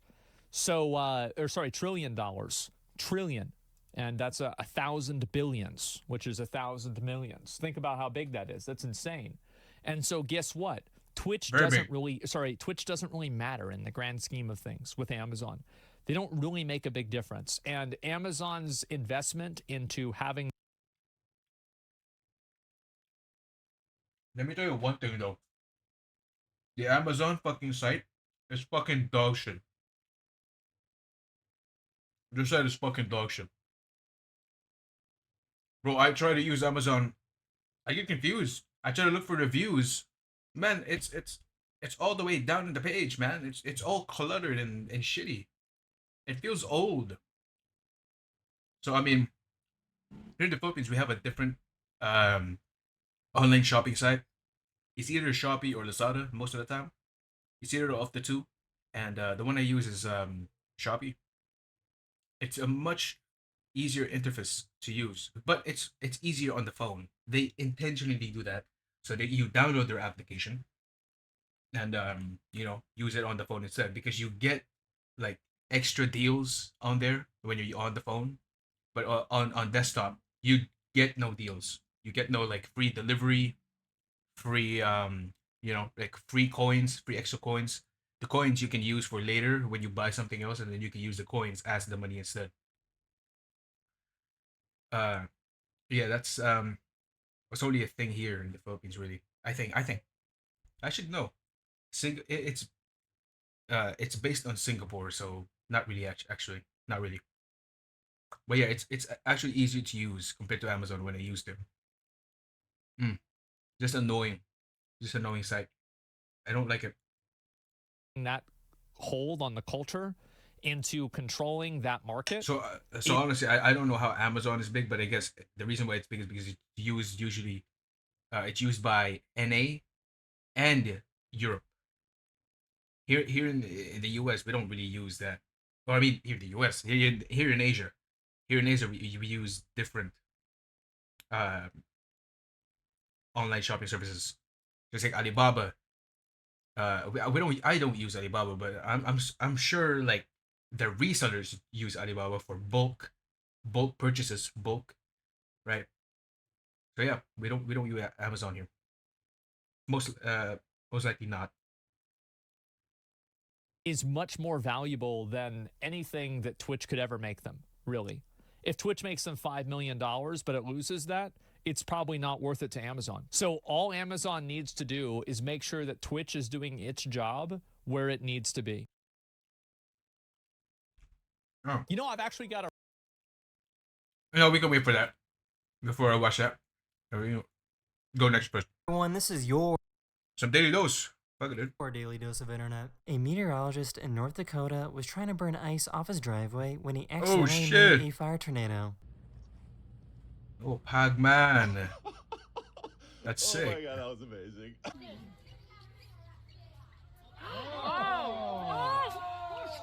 Wait, hold up. How was he ready to film that though? If it just happened spontaneously, how the fuck was he able to just, you know, whip out his cam? Oh shit! Film. It feels like he intentionally did it though. Not by accident. Oh my god, that was amazing.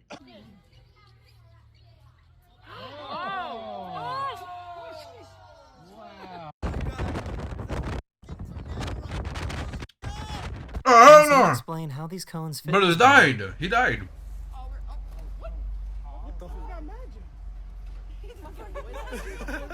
Oh shit. This dad was trying to teach his kids how to do a fake slap. Your head, right? Yeah, he's gonna get slapped for real. Oh. Oh. This delivery driver was upset that this customer didn't leave a tip, so she left this note in her bag, only to realize that she made a mistake. Ignore it. You keep that. Why? Because I didn't see a tip on the app and I put a little card in there. So please keep that. I'm sorry. No, I just had cash. Please take It's it. okay. It's okay because it's okay. Thank you. Have a good night.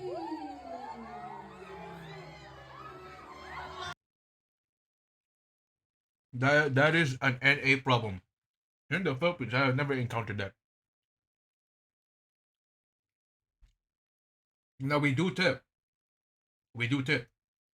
But not ever once did anyone ever confront us or try to, like say anything about, oh, you didn't tip me, man, what the fuck, man. They don't ever confront us and tell us straight to our face. Never. It's all just polite. And you don't mind, But we do tip. Do tip. I don't though, because I'm broke. But when say my mom or dad orders, I think my mom tips all the time. My dad, I don't think he does. I'm not sure. That's an NA problem. Actual NA problem. She was trying to go for a walk when her dog spotted something.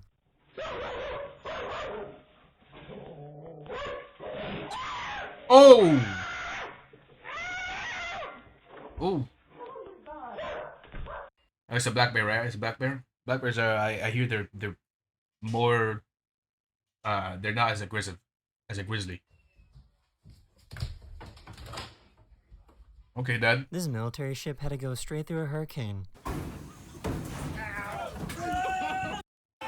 Oh, fuck.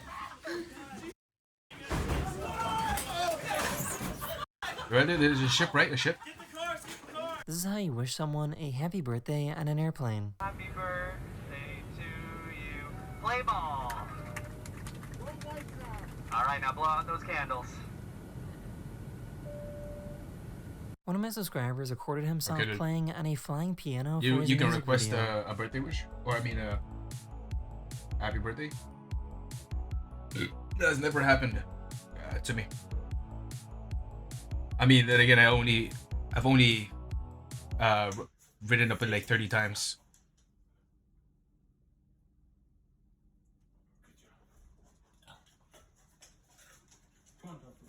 I have never seen a more evil smile. Y'all, he closed the cat in the kennel.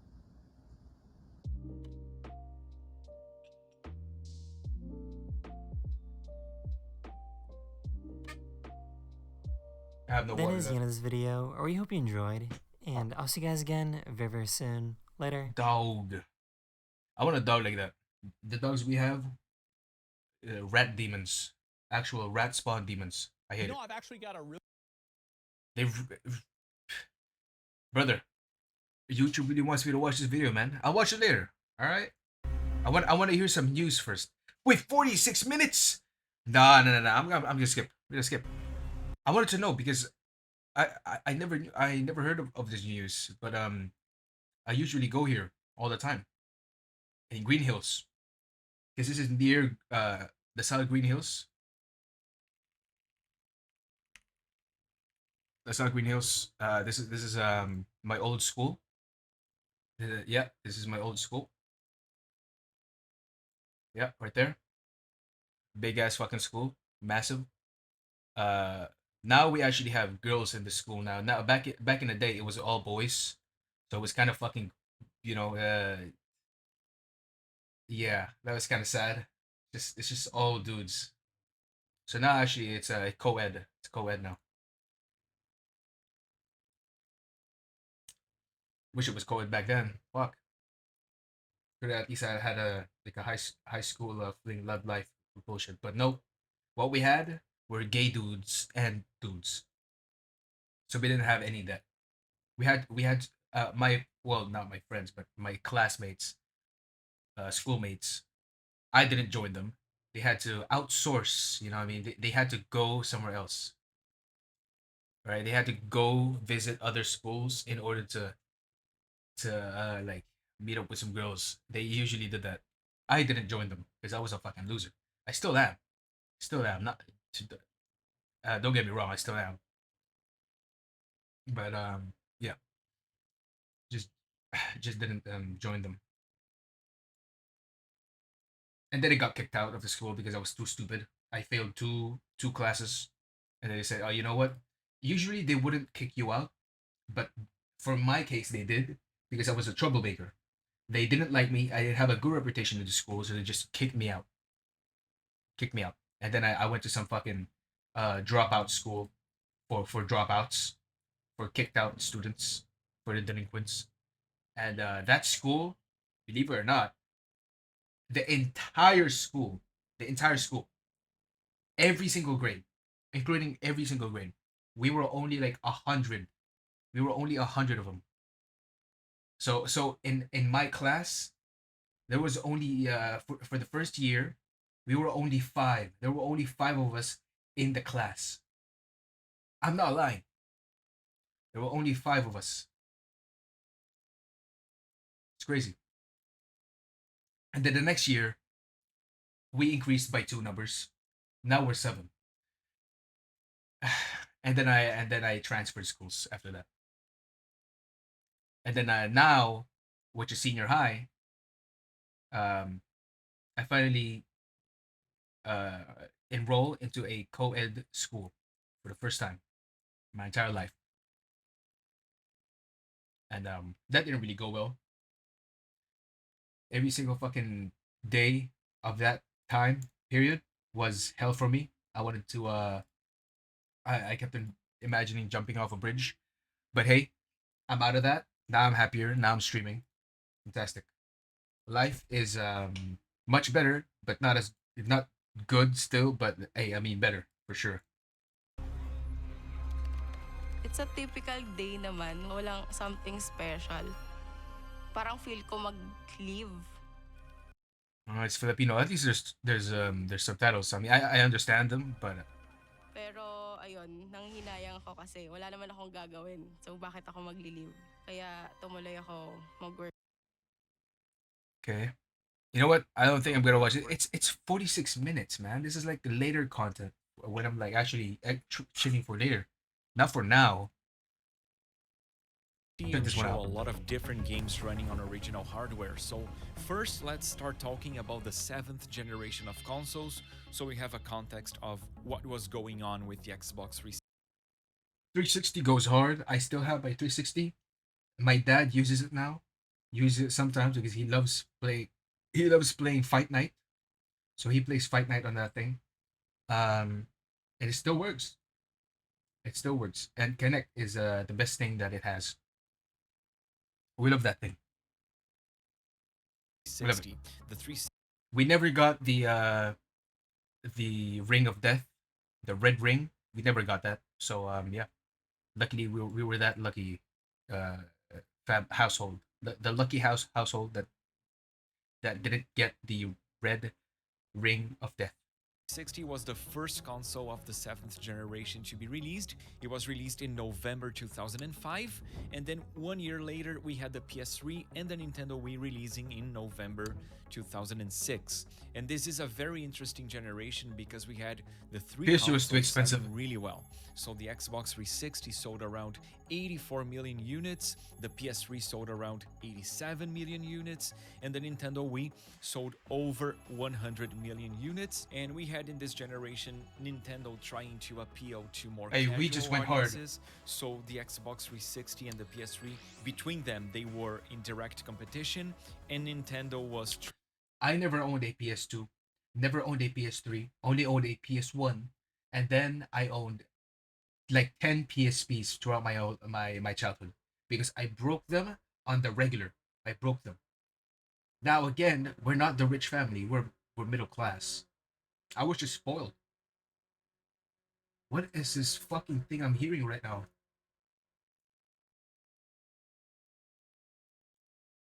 Yo. Someone's drilling outside, man. At least the mic doesn't pick it up. Oh, that's fucking annoying. But yeah. Trying to do a different thing. Because the Xbox PSP goes hard. I 360 love PSP. earlier. In fact, for content, I'll be reliving some PSP games that I absolutely adored. So, uh, yeah, yeah, yeah. That's right. That's right. At some point, I'll be playing some PSP, and I also got PS2. So don't worry. I'll be doing some old game classics for stream. But for today, I really want to play some Cyberpunk. I want to finish that game. Then the PS3 and the Nintendo Wii, it had a bit of an advantage, so Microsoft had extra time to sell games, to sell consoles, but the initial run of the Xbox There you go. 360 was Is that the red ring? the red ring of death, a hardware Never got failure it. that meant that the customer had to return the console Hey. to Microsoft, and Hey. that cost Microsoft a lot, both in reputation but also financially. The PS3 in this generation also had issues with its first run, so the first model of the PS3 was plagued with the yellow light of death. I heard people like wrapped around a towel on their Xboxes so that it would heat up and overheat, and it would melt the cooler, the CPU cooler, and it would work again. I think that's what I heard them do. Death. Both Microsoft and Sony were able to solve the hardware issues with revisions. The Xbox 360 had the original model, and then the 360S, which is the slim version, and then the Xbox 360E, and the PS3 had the fat version, the slim version, and the super slim version. Regarding my console, I have a Halo Reach edition, which looks amazing. It sounds fantastic too. And it still looks pristine. Pretty good. Good job. Not a fucking hole in that thing. But yeah, we had the slim version, the Xbox Slim. That's probably the reason why we didn't get the Ring of Death, because we had a updated version. It was fixed, so it still works. Good console. It's turned on, but it's beat up. It's all scratched up. You know, we gotta sand it down to customize it if we wanted to. It's all scratched up. I'll be honest. The Xbox design is really good. I loved it. I loved the Xbox design. I don't know what they did with the PS4. My PS4 is with my sister now. I kind of lent it to her so she can play games, but she doesn't fucking play games. But she just uses TikTok and watches TikTok, and I got pissed. But hey, she has it now. Hopefully, she plays the games that's there, and she would buy some more games to play. Up to her.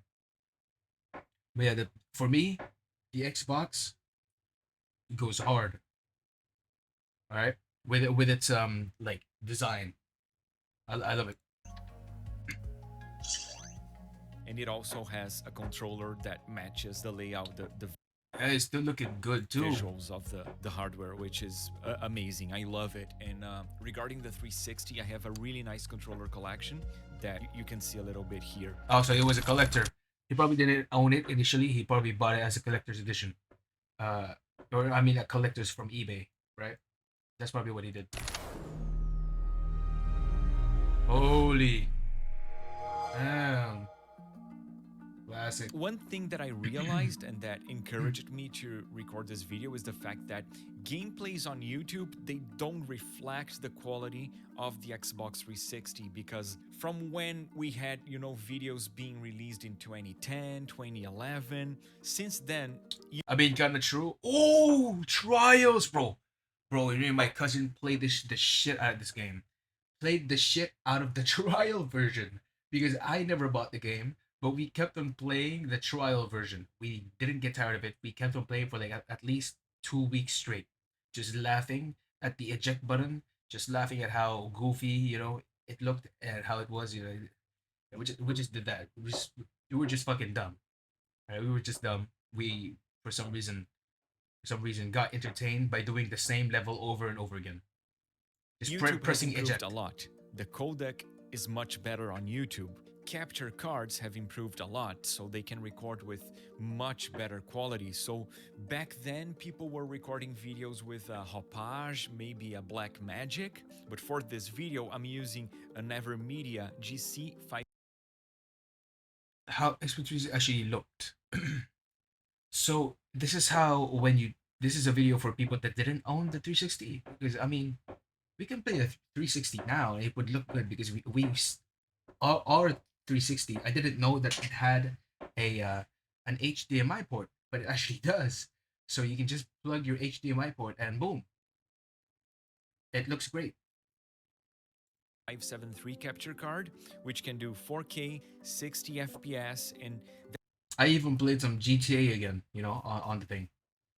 But it felt so shit because the controller was absolutely busted. It just needed a new controller entirely. that sounds like an overkill, but for YouTube, it isn't. So if you can watch this video in 4K, that will help. So we will get a better codec and a better bitrate. So it will look better, even though the games usually run native. Let's see. Let's start with Modern Warfare 2. Oh yeah, I played this. That's such an amazing and important game for the industry. I'll play this on stream at some point. For sure.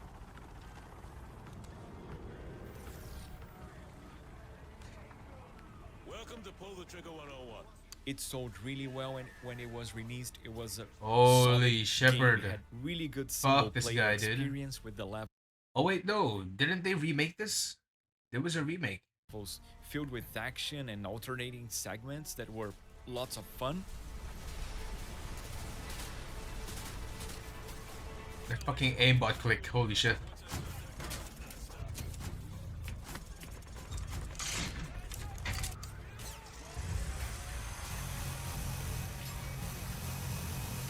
He had the Spec Ops mode, so you had some missions to accomplish, and it was hard and fun.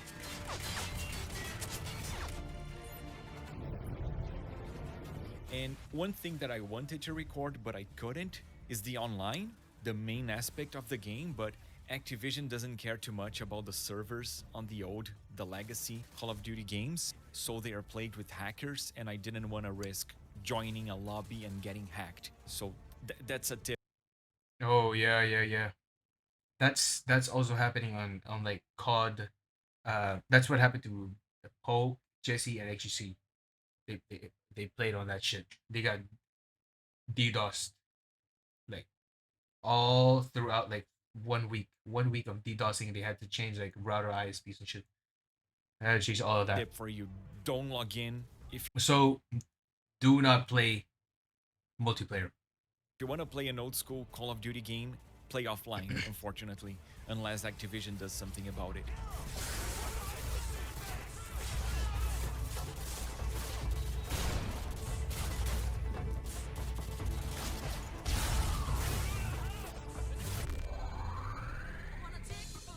Anyway, let's move on to Marvel vs. Capcom 2, which is a game that a lot of people love. I never played this game. Fighting game, super fast-paced. It has a bunch. Now I will move on to a game that is not a good game, but for me, it's a fun game. So this is The Walking Dead Survival Instinct. It's an FPS that plays okay. It doesn't look great, has a lot of repetition, but the experience overall was fun when I played it when it was released. In this game, we play as Daryl, this is dog shit, and man. we are in this journey of trying to get some allies.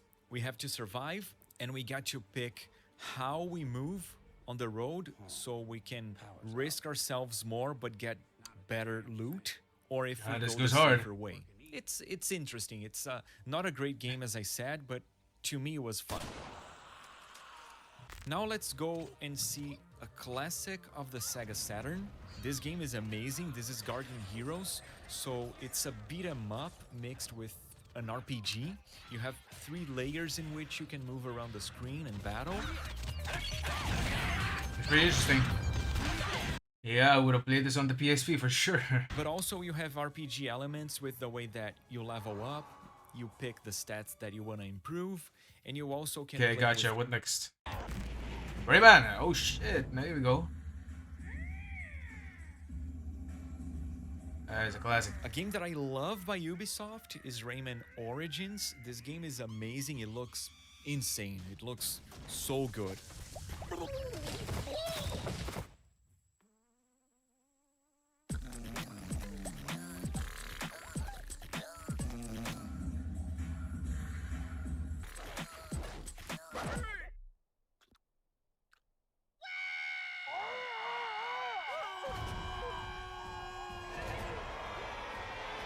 And it plays really well too. Has a lot of different levels. I think it's a better experience than Rayman Legends. A good platformer. Just because it doesn't have the boring touchscreen levels that were on the Wii U, that when ported to different platforms with Rayman Legends, they didn't translate in a good experience. And with Rayman Origins, you get like just really good levels overall. It's a fun game if you like platformers. Yeah, I like platformers. In fact, I got Hollow Knight. Even though I played Hollow Knight already, I want to play it again for stream. And now let's move on to a great shooter. This is Geometry Wars going 2 on? Retro Evolved. It's a fun game. It looks amazing, it sounds There's amazing, and it's actual really construction going on addictive. outside. It's I just think my dad's doing so some shit. good. So you start playing Deadline, which is like a 3-minute match. You gotta score a lot of points. Never played The this way that game. You score points That's in for sure. this game is by destroying enemies. But when I you played this on destroy mobile. enemies, they drop multipliers. So you want to be close to them when you destroy them, so you get the multipliers. So future enemies are worth more points. So it's this balance of risking if you want to be too close to the enemies, but also how much do you want to score. So you got to balance it out, you know, risk and reward. And as you advance, you unlock new modes. So in King, for example, you gotta stay inside the circles. That's where you can shoot, and the enemies cannot go inside the circles. But when the circles close, you gotta move. And then you have pacifism, Okay. in which you cannot shoot. Anyways, moving on, let's check the Simpsons arcade game. Why is he showing the 360 game like on the Xbox 360 but arcade games, man? This is one of the few ports of a fun beat 'em up, which Brother. is a 3D platformer in which you can control the Simpsons family. I've They never have played this, different actually. abilities, and you can explore their house. Never played it. Played this. Another fun game is Outrun Online Arcade. So this is basically Outrun 2 from the original Xbox, the arcades. Why is he showing like actual old shit, bro? I thought you were gonna show Xbox 360 games. 360.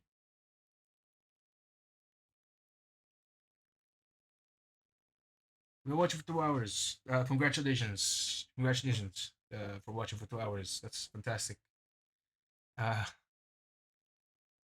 Big game for me, bro. It's just showing old games, man. And now a game that, if you're like me, it's the 360. You're not even showing the what do you call it? The Kinect games. If you like hard rock and heavy metal, you. Oh, you showed Jet Black. If you dare. Oh yeah, I dare. East Motorhead, Children of Bodom, Black Sabbath. Never Then played it. another game with vehicles but focused on racing is Forza Motorsport 4.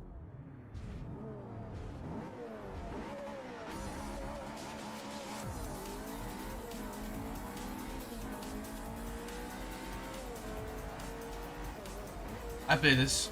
Really well too. To lose the I never played a Skyrim. That's the unfortunate for me. I wish I had a Skyrim childhood, but I never played it. Never did. And now let's talk about. Is it even, you know, with his elder?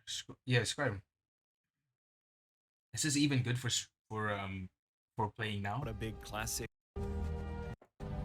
Maybe it even still though it's is. in a console from almost 20 years ago. The game plays well. It looks fine. It looks great, actually. You know, for back then. Definitely. This is a game that I used to associate with first person, but you can play in third person, and playing in third person is quite good actually. So nowadays I guess I would play it mostly in third person. And yeah, you can see a mix of, you know, indoors, outdoors, you know, dungeons, and yeah, it's all looking and playing really good. And a game that... Yeah, we got that from back then. And there's still fucking, there's still mods for that. People are still modding that game. until now. Uh, and that was, I think that's like the actual product that still is good for Todd. Todd hasn't been making good shit at all. For his new release, Looks you already know that was amazing shit. on the 360, and I remember when I played it back then, when it was released, I felt it was like the best looking 360 game. Is this one, Gears of War Judgment? Oh fuck, I never A played this one. masterpiece is Darkness, and this game is Again, never played Souls games, so once I play on stream, it's gonna be my first like actual long playthrough. I also have Dark Souls installed. Dark Souls Remastered. I have it. of a hero. Classic franchise that is super important, Tomb Raider. So I will play Tomb Raider Remastered on stream. Sure. Odyssey. So this has Nobuo Uematsu, that Immortals. So you have the dilemma of, if you live forever, what are you missing out? And the feelings you have towards, remembering people you loved. But also you have a grand scheme of things happening. So you advance in the story, you learn more about the characters, their past in the case of the Immortals. And yeah. This seems good. I never played it though. You attack enemies. Oh, it's a turn base. You have to activate the ring, so you gotta hold the trigger and release it at the right time, and then you get. This is a type of game for my cousin, man. Get a better attack. So that makes Uchi is Blue Dragon. In the art.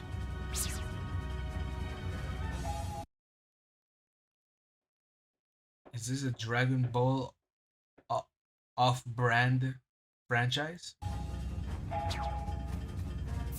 And plays and sounds really well. Nah, that ass. I couldn't capture gameplay. Oh, now this is the game right here. Now this is the game. I fucking love this game. The best GTA that ever released. Go Blaze on GTA 5, GTA 4, the best. Play of it, but 4 is an amazing game. As far as I remember, it was actually better reviewed than 5, which I'm not sure if I agree with. It has weird physics when driving. It looks really bland. Better storyline. Mechanics, to me, better. Maybe for driving, I guess. Not as good. But that's just the old GTA, man. This is what it is. It looks like the old fucking... It's like I'm playing Vice City. But also, it's really good. So, yeah, I have conflicting feelings about it. But, yeah, it was fun to capture the gameplay. This is on Xbox, man. The game now on PC, I think it looks so much better, right?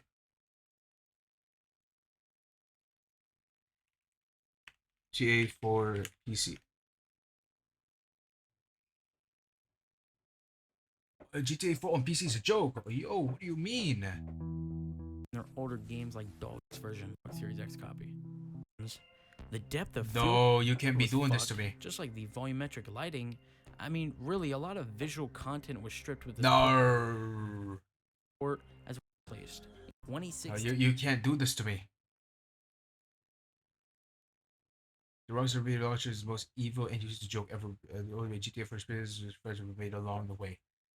No, you can't be doing this to me right now. I have the game. I have the game ready. I guess you can mod the game. Maybe I'll just install a mod that would make the game better. When does this game take place again? Also on the PC port, basically every weapon is broken as fuck and has nearly no spread whatsoever. Not to mention the animations for the assault rifles were given a delay for some reason. And some other questionable balancing changes were made, like the Annihilator. Now all of this does sound small, but all of this added on top of each other, it really makes the gameplay clunky and repetitive, especially in PvP. It's far too quick for the PvP? Bro, I don't care. Bro, I'm gonna play the game on a campaign. What? I don't give a fuck about PvP. A program called Downgrader is both hilarious and incredibly sad to me.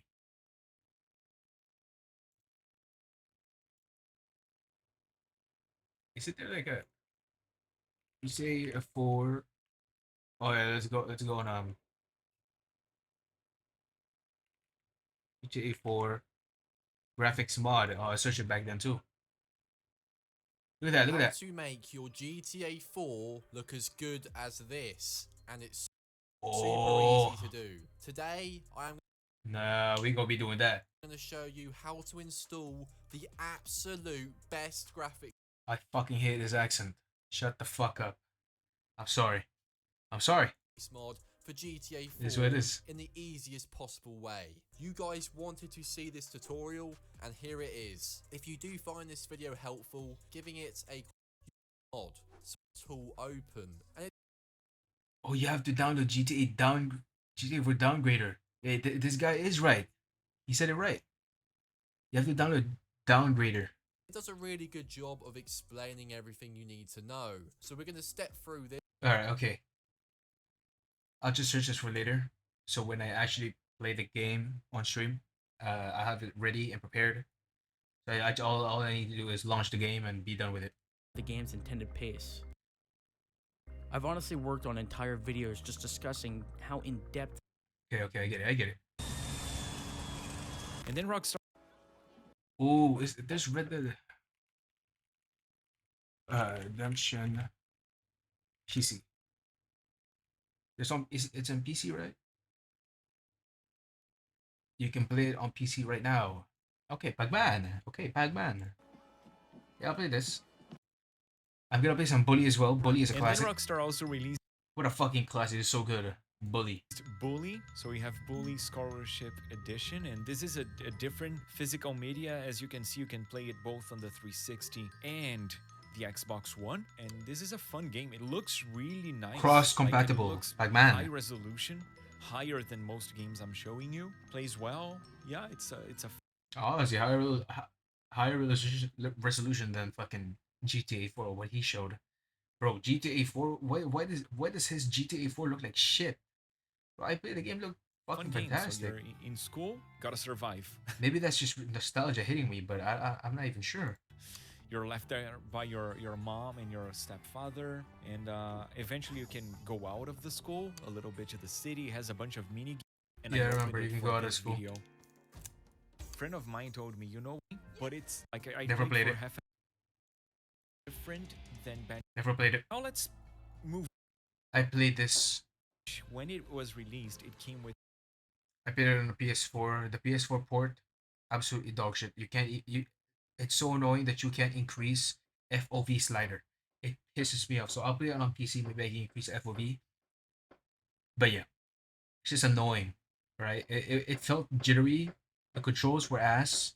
It was a mess. With this like multiplayer passport thing, so the companies back then, Ubisoft, EA, they were trying to force people to buy new games instead of used games. So to access the multiplayer, you needed a code that didn't go well with gamers, so they left it out in future releases. But for this game, you can see we needed a code for the multiplayer. But I guess I'm not gonna play multiplayer anyway. Don't care. All right. Not too bad. We got pretending he was really interesting. I'm not sure if I should watch this right now. Maybe I should just play.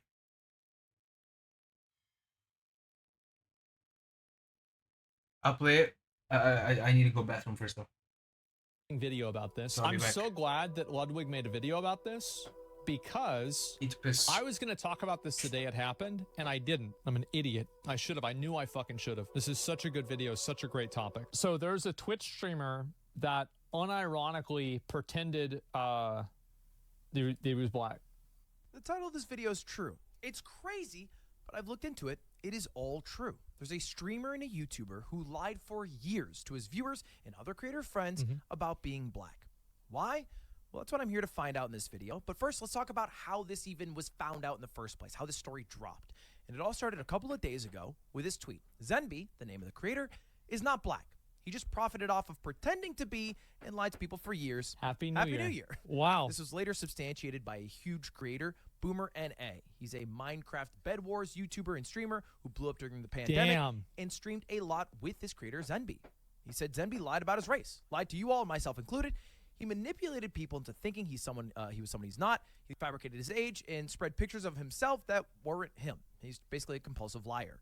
He not only lied about his age, by the way, he also lied about being Muslim. But why? Again, we'll get there in a little moment. Now, well, it's obvious why. It's because people in English-speaking countries are generally not Muslim, and because they're a minority, they're going to have more of an own group bias.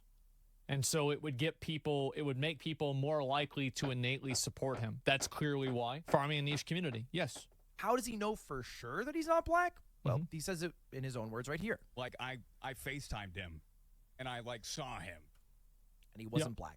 I talked to Boomer about this for a while, and the story is crazy. But let's first do a little bit of context here. If you don't know, Minecraft Bed Wars is a huge section of YouTube. It blew up during the pandemic. I don't even know what Probably this know is. Techno, the biggest creator to come from that sector. And Zenby, before it all blew up, was just somebody who grinded out Bed Wars, along with Boomer and a lot of other names that I never heard of this. Whoever. And he was able to get into that niche with creators who at that point were just gamers. Get in with them enough that he played with them on stream. And Boomer told me that they would play together when Boomer was at 100 concurrent viewers all the way. Somebody says, I never heard the being a... Yeah, guys, I actually guys, I wanted to farm the same minority. You know, I'm actually not Filipino. You know, I just wanted to farm the community. It is what it is. I'm actually Indian. I'm kidding. I'm fucking kidding. Not funny. I'm just kidding. A Muslim gives you benefits. Lamau, especially in English-speaking countries. Well, it's not that it gives you benefits. But I don't get it, though.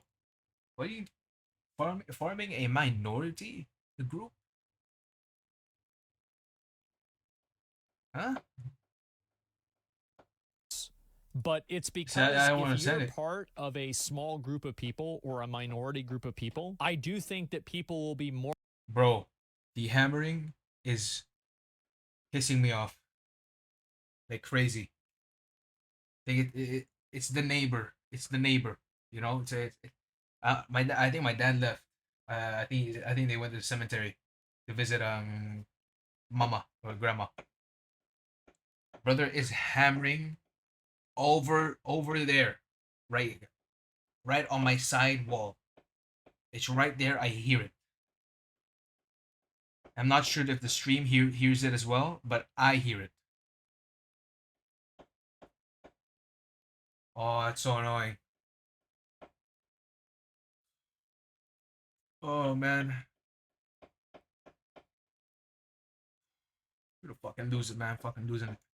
More likely in that group to support you. That doesn't mean that it's an overall This is why advantage. I got noise cancellation. It doesn't mean that Muslims and black people haven't had problems in society.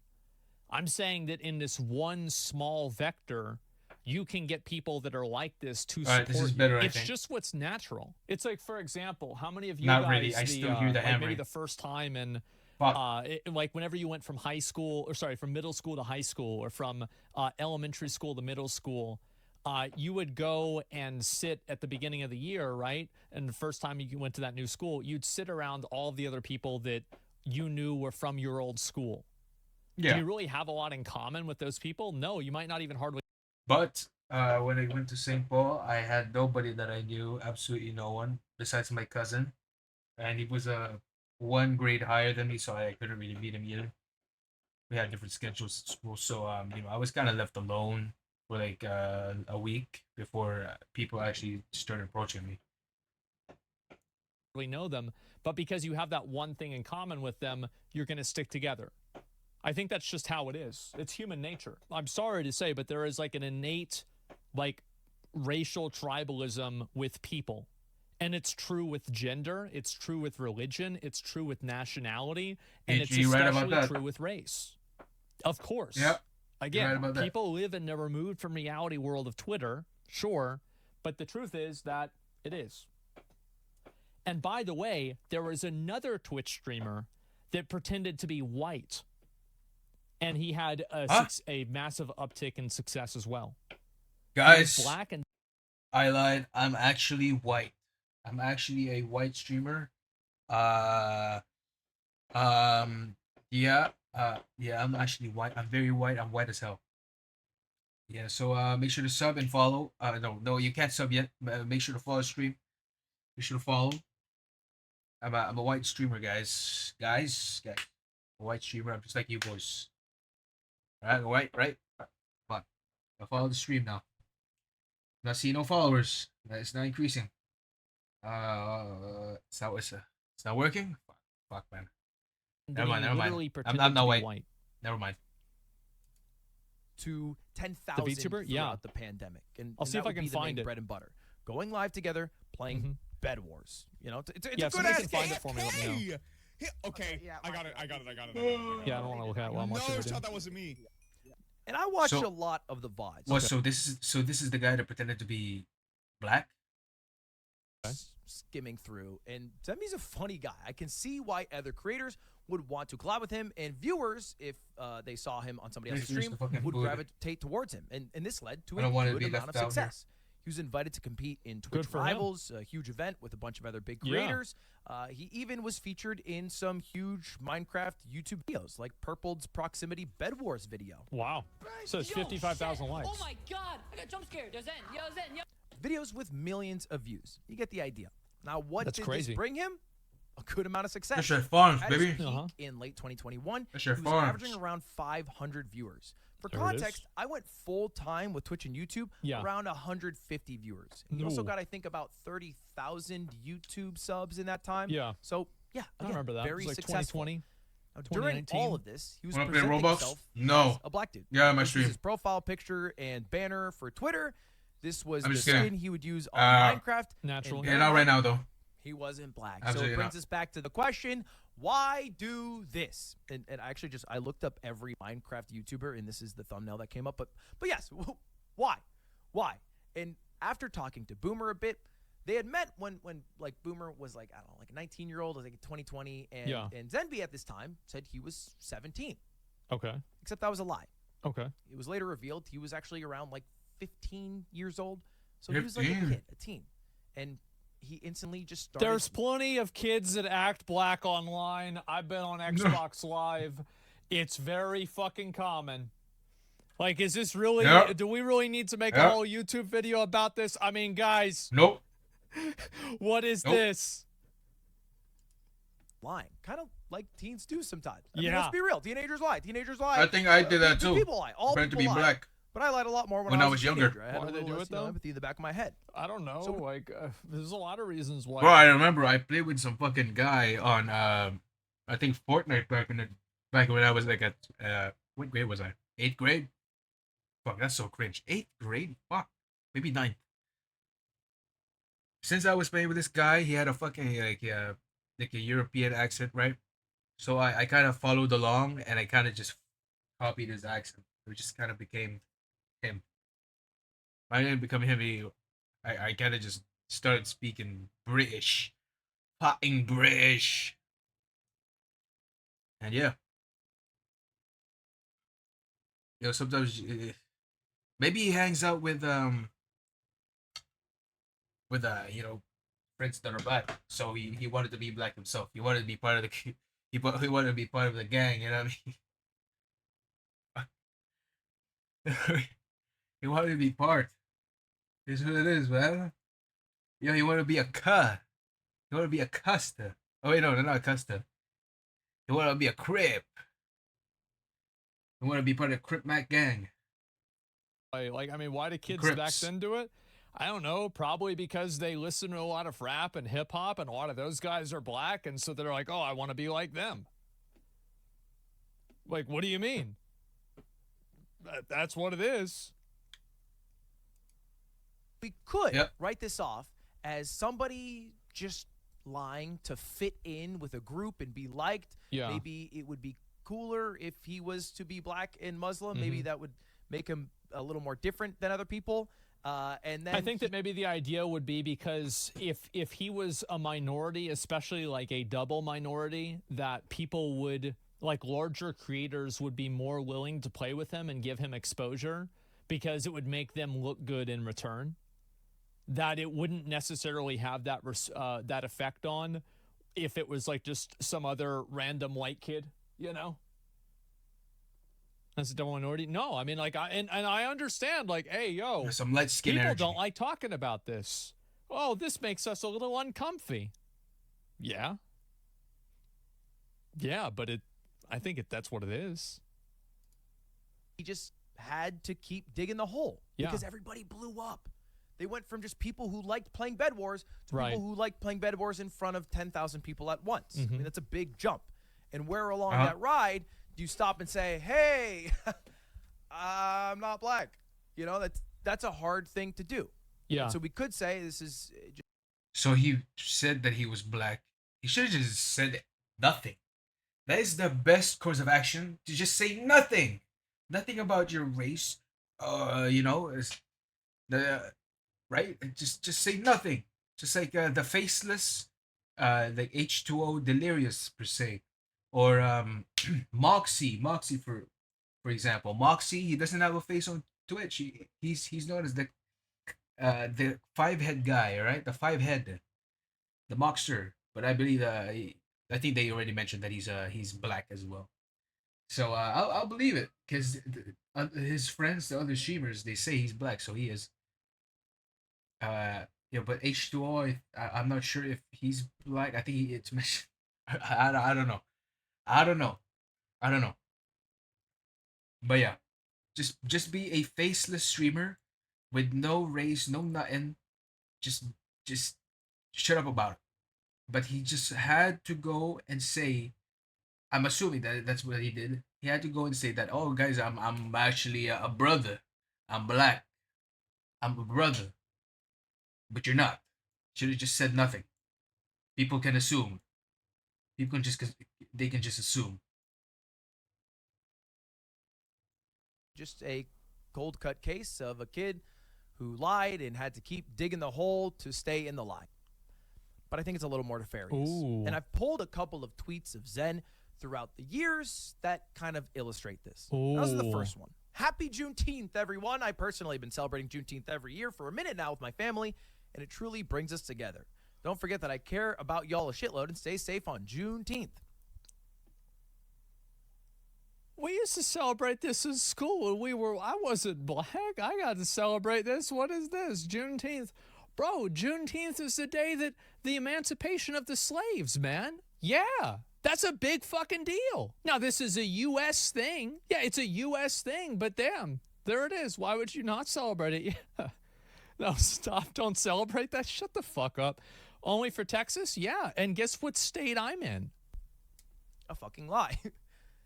Gets a little worse. Yeah. Had to hop on the awesome TWT selfie day. And he posted a picture of somebody here and then put his Minecraft avatar on it. So he's like full on like photoshopping himself as if he's black. Okay, this is getting good. This is just a random black guy that he put they're his hammering Minecraft again. head on. It's not him. It's a random person. And when pressed by friends, he would just send random pictures of black guys? A black guy, not even necessarily the same dude.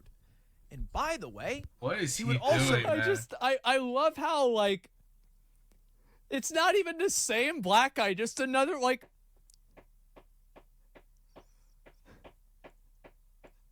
gosh, just gets even stupider. Wow. Yeah. And this has been substantiated by Boomer. Just say the N-word.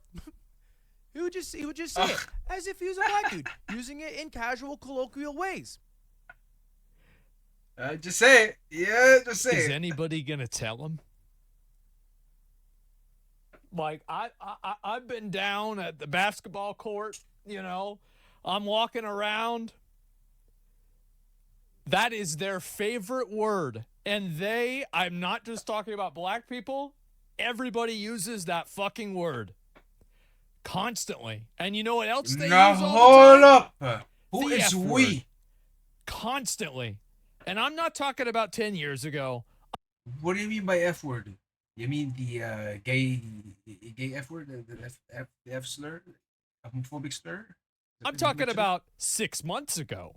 1 year and 6 months ago.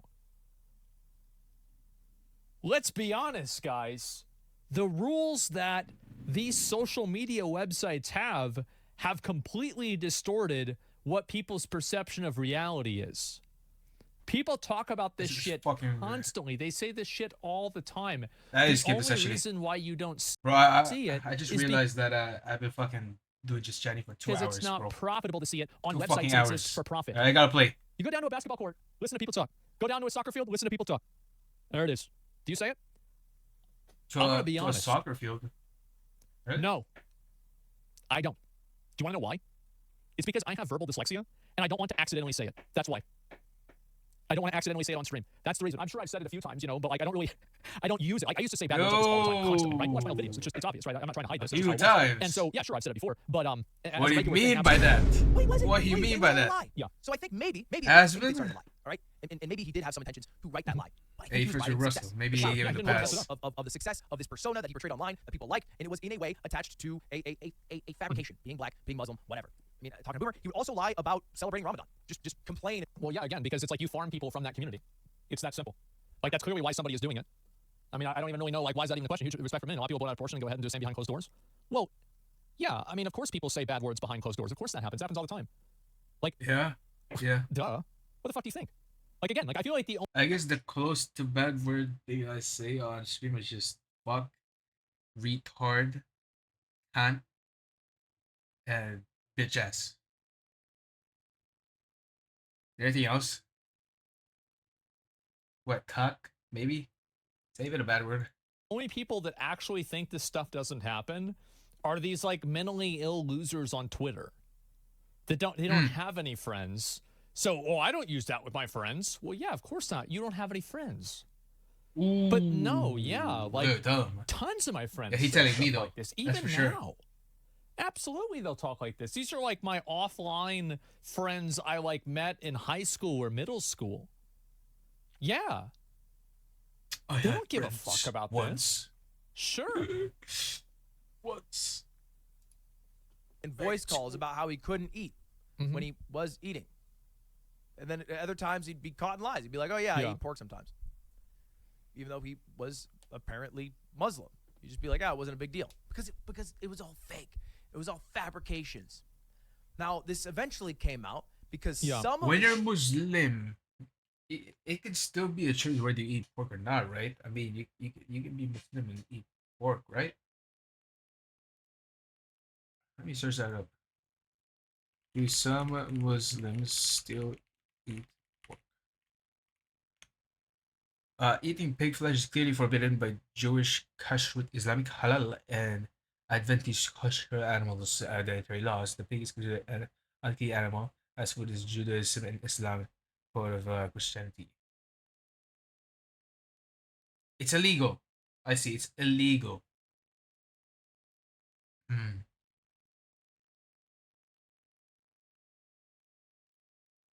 Religion's fucking stupid. I'll be honest, bro. Fucking his stupid. lies, maybe little Whatever. less obvious ones. Believe got what caught. you want to believe. Like he said, he would go to Minecraft meetups, and then Boomer, who was like the closest confidant and creator friend of Zemby, got a little suspicious. So he asked the people at the meetups, "Hey, did you ever see the Zemby guy?" No. That's weird. And then he would So he confront said Zemby. he was there, but he wasn't and he'd be there. like, "Oh yeah, I lied about that." And then more lies came out. Right. Until eventually, of course, they got a tip that he might be lying about something as big as his race. They confronted him on a call. That's got so him to dumb, FaceTime. man. You lie about your race. You don't need to lie about that. It's so stupid. And yeah, it was revealed that is the case. So, do they have a photo of him now, or what? Now, he actually stopped making content about a year ago. Wow. Perhaps because the guilt caught Because up of this, yeah. up to him. Or perhaps because he couldn't keep the lie going anymore. Is there and he's pretty is much there a photo of been him? gone from the entire internet since then. His YouTube channel is deleted. His Twitter is deleted. The only thing that's left Who is his deleted Twitch, everything? But I doubt He deleted everything because he was outed for not being black. I wish I had his fucking way. Fuck, you kidding me? You left all that behind because you were you're actually not black, dude. Oh, I mean,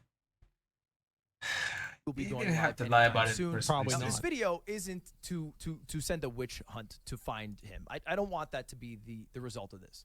Okay, but I do want it Wait. to Why would he witch hunt for a guy that pretends that he's black. I mean, bro, you didn't really initially do anything besides faking his identity, not faking his fucking ID, but it's just his race, bro. Why the need for a witch hunt? We don't need that. A little bit of a lesson that, you know, a lot of the creators online, people on the internet aren't what they always say they are. Imagine that. No way. People on the internet lie. It's crazy. No way. And especially, like, again, there are so many people that pretend to be part of a minority group or something like this. People do this in order to get into college. People do this in order to have like some sort of social points with a certain group of people. This is just what they do. I think this is one of the reasons why a lot of people, and maybe this is maybe a bit too big, right, to talk about. But I think one of the reasons why people self-diagnose themselves with a lot of mental disorders and mental problems is because they think that makes them part of like that group of people that can't be criticized or shit on. I think that's a real. You know what? I think he's calling me out here. I do call myself a retard, but but I mean, does that mean you can't? I'm trying to say that you can't say anything about me. No, you can still definitely say something about me. In fact, you can make fun of me for sure. I think that's just how it is. I mean, I don't give a fuck. Reason is that they want to have, and I believe that I am, though. I believe that I am. That Never type tested. of like respect or reverence. It fucks people up, man. It really does. Are sometimes creators? Yeah, they want to be minority. Yeah, it is an enviable job. I understand. Oh, want to be a minority? No, actually, I think most people are retarded. So I don't think I'm in the minority. I think I'm just in the majority. I'm in the majority of people. We're in the spectrum. Everyone is. All of us. Understand that a lot of people want to be a YouTuber. They want to be a streamer. Sure. But they will fake everything to get there. Yeah, personality, aspirations, what they believe in, just to associate, attach to viewers better, or maybe other creators better. I actually don't really see that as being that big of a problem, to be honest with you. I think the problem is that people are seeking parasocial relationships with content creators. I think that's a bigger problem. The issue isn't that people are pretending to be a religion or people are pretending to be a race. It's the fact that that moves the needle. It shouldn't be like that, and it's not good that it is. Now, I understand it's never going to change because back 3,000 years ago, we did this. And I bet 3,000 years from now, we're still going to be doing it. Like, there's going to be some stupid way that nobody can even imagine right now that people are going to have, like, this fucking really stupid version of racism 3,000 years from now. There's going to be, like, metaverse racism, the few people that are living in bomb shelters after World War VII, like, there's going to be something stupid that people are going to do. But damn, is it a bad thing? Damn, is it fucking stupid? Mm-hmm. They might seem more holistic or charitable than they actually are. Exactly. They might pretend to care about causes they don't actually fucking care about. Yeah. You know the people who, the moment midnight strikes on whatever holiday, have a tweet drafted up ready to go? A lot of it's just PR. To get where they need to got some more hammering going on. Can have their own selfish needs filled in. That's right. Most people don't care about any of the social issues they pretend to care about. They only use them for clout, and they have no actual investment into any of them whatsoever. Almost everybody who is talking about any of the popular social issues, like, for example, I think a really good example of this would be like the Israel-Palestine thing. Do you remember all of the celebrities that were putting out tweets about it that then deleted the tweets because they were wrong? Yeah. Like, they're like, oh, I'm praying for Israel. And somebody, and it was like Justin Bieber that posted a picture of like dead kids in Gaza. Oh, he didn't know. Like, I mean, because if you asked these celebrities, where is Palestine? where is Israel, they would just be like right there, and they would point to like the general section of like Europe, Africa, and like, you know, borderline of China, like just in this, it's in like this big area somewhere at some point, you know, it's like, you know, who the fuck knows? And so that's really the reason why they do it, is they do it so they can farm points. People want to be perceived as being virtuous. Now, for me, I'm sorry to say, like, I'm trying to think, have I ever done that? No, I think I'm basically just an asshole. I am. I'm just a fucking asshole. They're never wrong. Yeah, no, I there it is. Speak for yourself. Yeah, I mean, you know, as I said, I've had a lot of opinions over the years that have really upset a lot of people. I've tried to be as honest about it as possible. You know, things about my like opinions, that's true. remember George Floyd? I got say a lot whatever of the shit fuck I from my want. community because I think that the George Floyd thing was fucked up. And I think the guy that pulled him out of the car was a piece of fucking shit, and I'm glad he's in jail. That guy was a piece of... That's what I fucking that's think. for sure.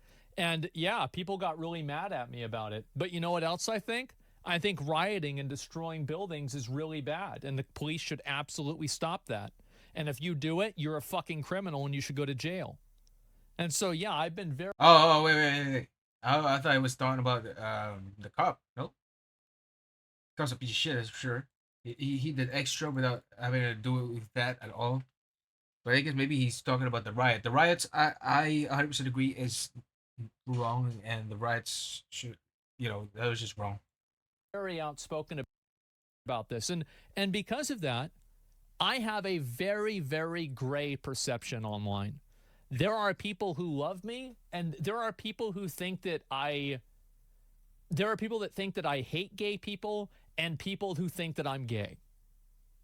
And I think that's perfect. I am exactly where I want to be. Because that means that both spectrums, both tail ends of the crazy spectrum are mad that I'm not repeating their dogma. And I think I'm doing it the right way. Now, even the localizers don't like me. Yep, there it is. The riots were so damn fucked up. I completely agree. I totally agree. And I also, by the way, 150% the support to protest. Absolutely. If you want to protest in a civil way that's not illegal, I absolutely support that, no matter what.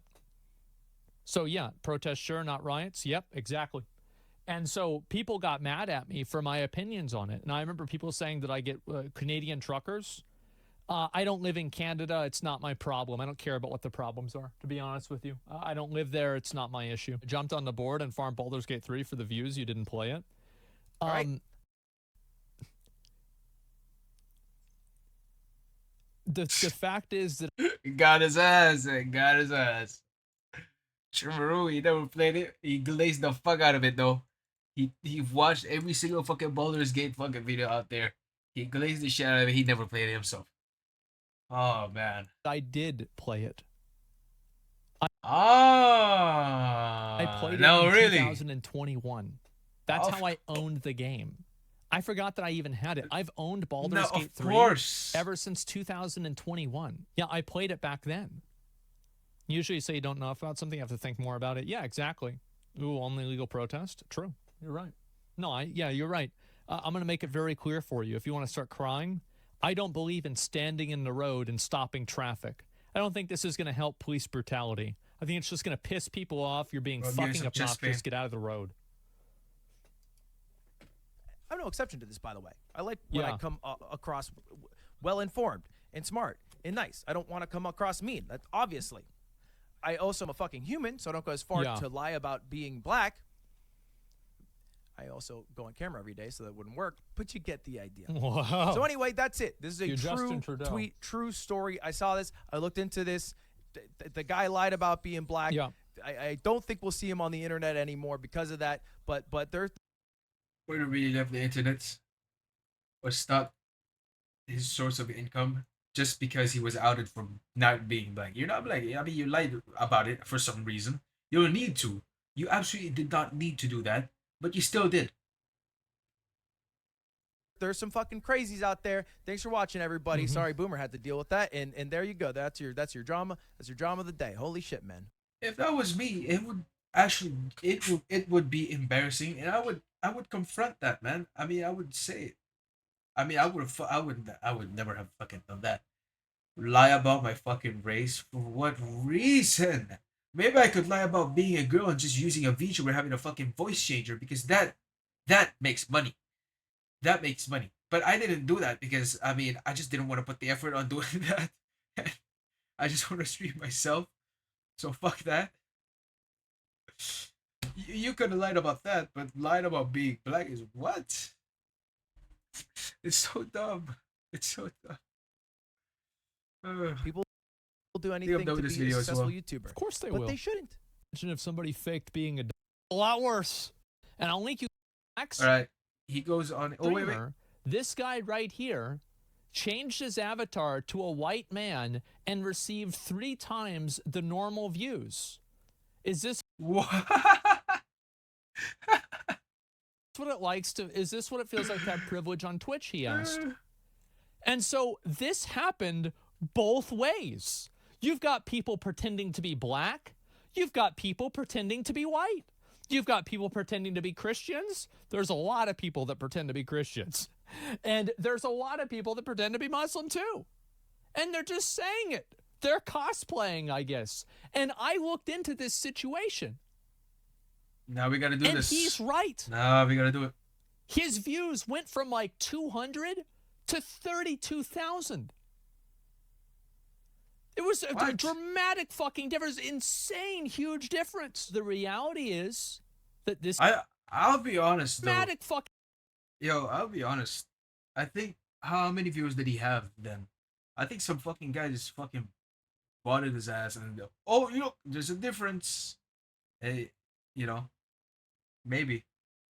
Because I mean, it's a PNG. You know, he didn't even make anything different. He essentially changed from this. This could be the case of. He changed from showing his face to a VTuber model. That's probably what he did. I actually have a fucking free VTuber model saved up here somewhere. Could be here. Or did I delete it? No, I think it's this one. Oh. This one. This is free. I said, you know what? Maybe I can try that out on stream for free. Yeah, you can use this for free right here. You can buy it. I mean, you can download it. Yeah, free characters. Boom. Yo, Yana, if you're here, you know you can stream with these and just browse TikTok. You can get some views with that. If you want to, you know, if you don't want to show your face. Boom. Yeah, that's the thing. Let me get my fucking wallpapers back on again. For some reason, it shut down. We also have this that I actually wanted to watch. Now, hold up. Hold up.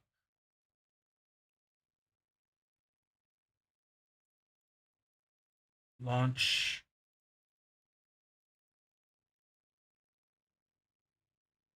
Don't wanna. Hey, sayless, you don't need to. But hey, I'm just saying there's an option. There is that. Also, buy this headset. This headset's so good. It's so good. I should dead to buy it. This is the first. Like 2 days ago was the first time I ever charged it, and it took like it took 4 days before it was at 30% at 4 days of usage, like all day, and then now I think it's at let's see here. It doesn't show for some reason. It doesn't show the battery life right now. But I think it should be at like fucking 80% or something. No, hold up. 80%. Yeah, 86% right now. And I've been using it for 2 days. It's too good. The sound quality, everything good about it. Everything. It feels good. It feels good as well. Although when I've been using it all day, right? And I mean, I'm feeling the pressure on the ear for sure. I'm feeling it, you know. Okay, I need to stall for about 40 minutes more because it's about to be 5 p.m. and then I need to play Genshin after that. I need to play some Genshin. I need to do my dailies. I'm sorry, it's a daily habit that I need to do. I just gotta do it. I just gotta do it. Now hold up though. Let me do something. Let me do something.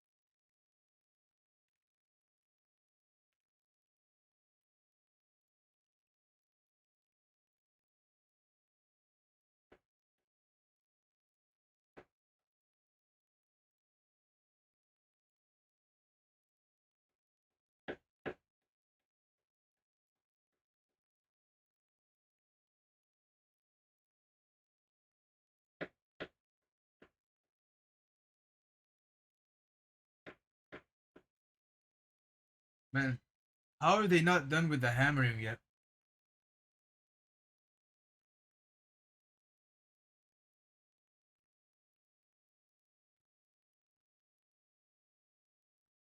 We're having our conference when I was told by my men that there was an ongoing hostage drama in a V-Mall.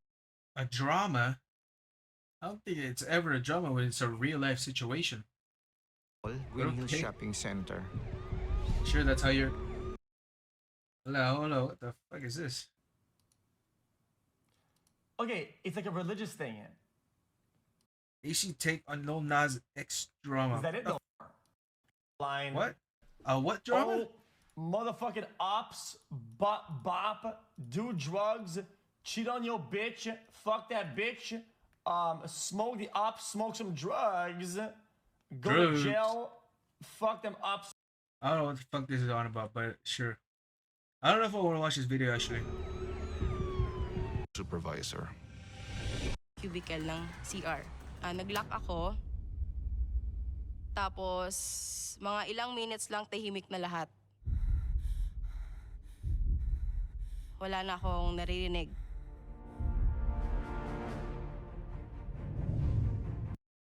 When did this happen?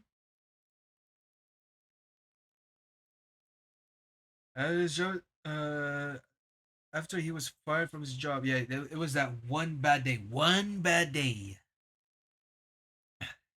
And he went off the rails. He was fired from his job. Former security guard Auchi Paray shoots a colleague and holds 5 people hostage at a shopping mall in San Juan City without police negotiated. General Orlando Yebra, scarred by a past crisis gun, typically wrong races against time to prevent another catastrophic. And decade early grab. What is the date of this? When did this happen?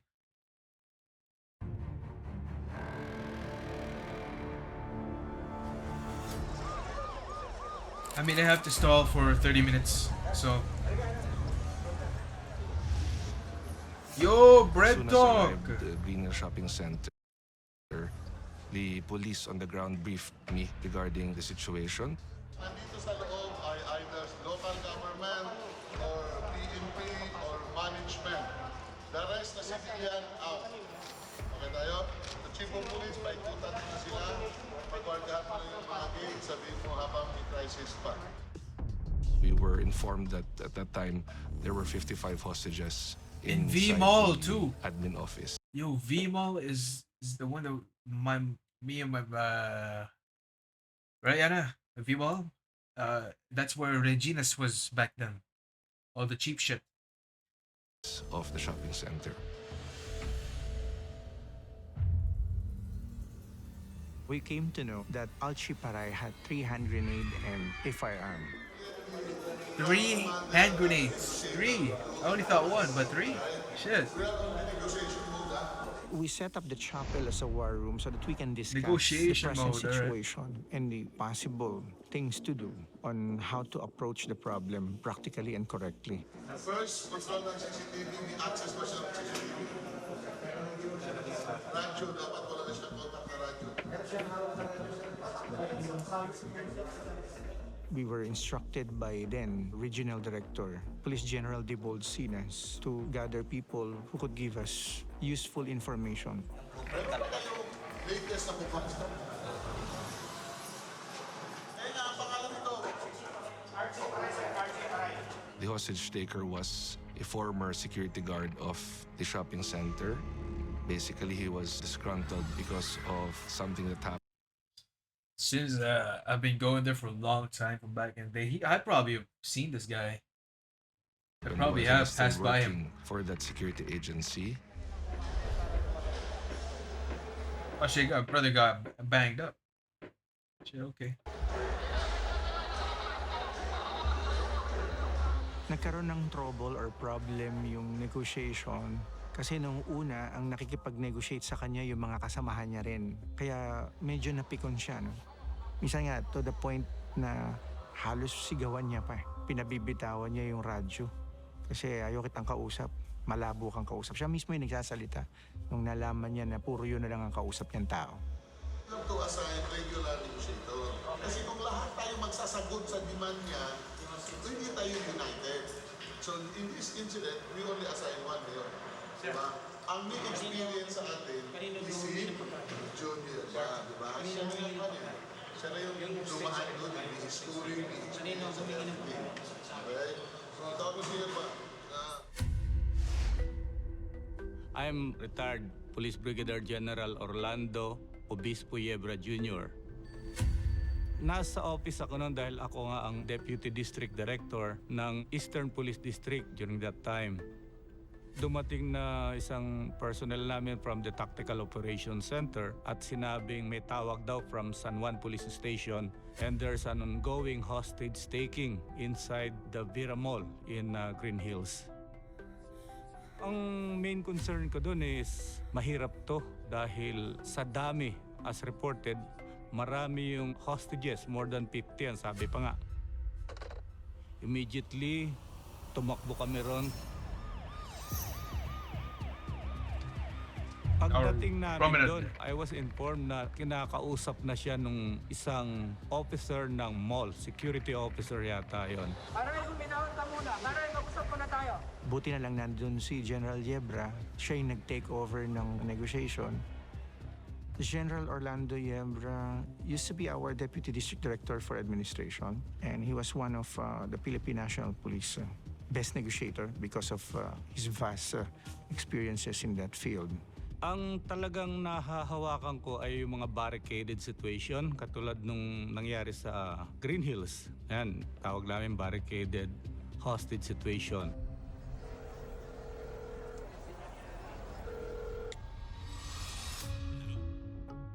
Pinaka-umpisa talaga dyan is introduce yourself. Kailangan malaman niya kung sino ka eh.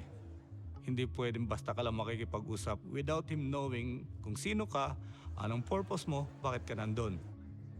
Very important para... What does he want though? What is his reason for going on with this hostage taking? I still don't know the reason. Para makuha mo yung loob niya at ma-establish yung rapport, to talk to him honestly. At isa pa, na maaaring nasa akin yung solusyon ng kanyang problema. Unang-una, sabi ko sa kanya, Alchi, baka matulungan kita sa problema mo. Yung salita ko pa lang na ganun, naglitanya na siya ng mga irregularities at mga abuses ng kanyang supervisor eh. Matagal siyang security guard, family man, pero hindi pa sila kasal. Nasabi lang niya sa akin yung buhay niya sa probinsya, parang ganun, bukid sa Surigao. Parang nasa ano lang siya, nasa bukid daw siya, nagpa-farm, kaya nagbakasakali dito sa Metro Manila. Gusto lang niyang maganda yung kanyang trabaho at hindi siya naargabyado. Ang problema talaga nito yung kanyang trabaho dahil nililipat siya, natanggal na nga siya sa agency. Siguro wala siyang pagkukunan ng ang kabuhayan, kaya napilitan siyang gumanti dito sa mga officers ng agency.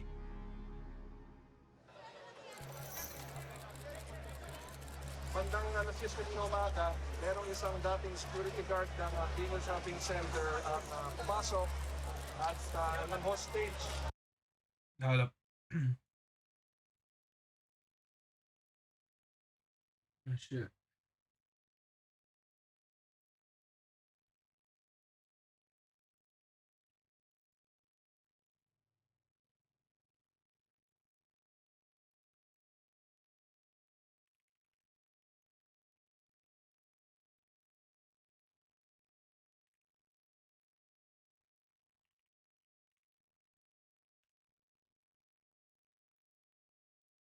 Dito sa loob ng admin office ng shopping center. The command group decided that I be the one to brief the media, being the mayor of the city, because people didn't know what was happening. Everything was very speculative. Masama ang kanyang loob sapagkat siya'y tinanggal bilang barda. People knew there was a hostage-taking crisis, but what was really happening, no one had any real concrete information. I was anchoring our noontime newscast at that time. It was a normal day for us until a breaking news came in.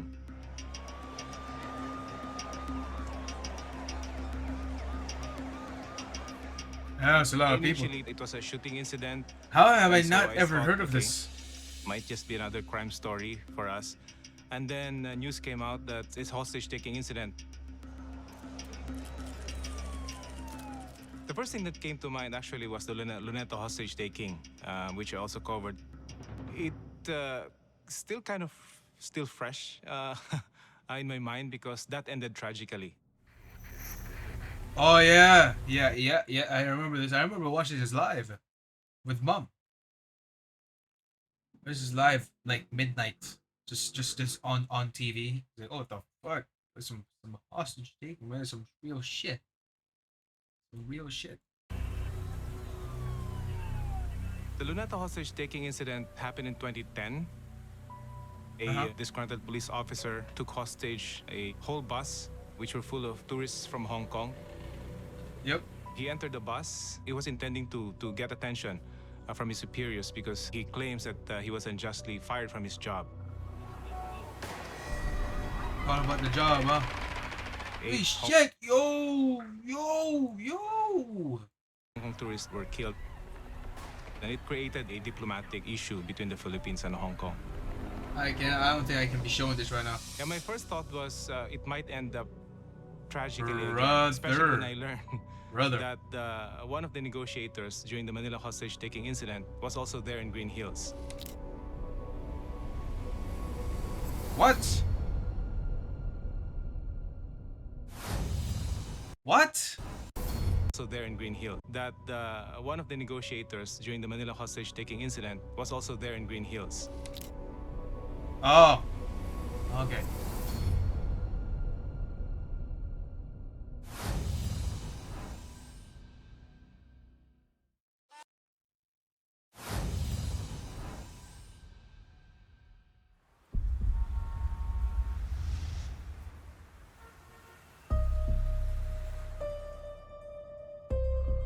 It was August 23, 2010, when a former policeman, Captain Mendoza, held hostage foreign nationals inside a tourist bus in Luneta.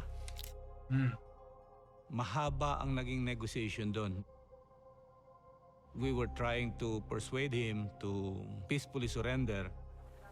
Pero despite of those efforts, wala pa ring nangyari. Until such time na may pinatay na siya dun sa loob ng bus. Yeah. Kaya, bro! Nag-decide yung aming commander during that time na i-assault na lang yung bus, which resulted the death of the hostage taker. What went wrong? Ang daming interference na napatunayan naman talaga kung sino-sino ang gustong pumapel, kung sino-sino ang gustong makipag-usap na hindi na namin na-control.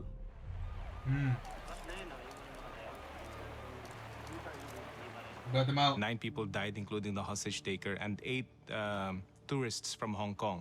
8? Ah. Pero emotionally, naka-apekto rin sa akin dahil 8 namatay, including the hostage taker. I was demoted it's because of included that. there. Hindi lang ako nagbasa ng mga newspaper, Facebook, wala akong binasa para hindi na makadagdag. Inisip ko na lang na ganito talaga siguro ang magiging outcome nito. Wala akong control doon. If you can imagine the pressure, yung feeling nung nasa hot seat ka, yung bang para kang ginigisa, na once sumablay ito, lahat ng blame nasa iyo.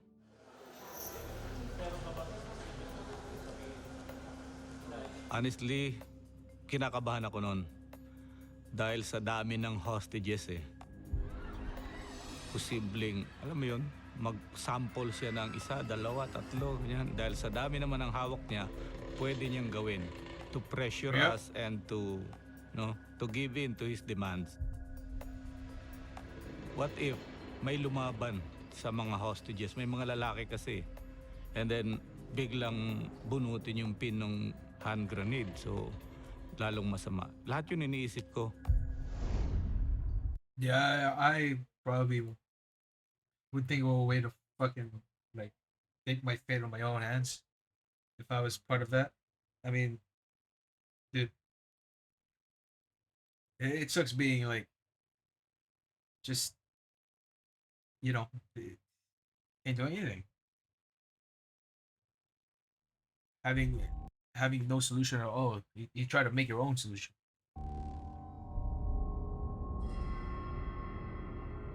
Nanginginig ako actually kasi first time ko makarinig ng putok ng barel. Natatakot ako kung ano-ano yung pumapasok sa isip ko.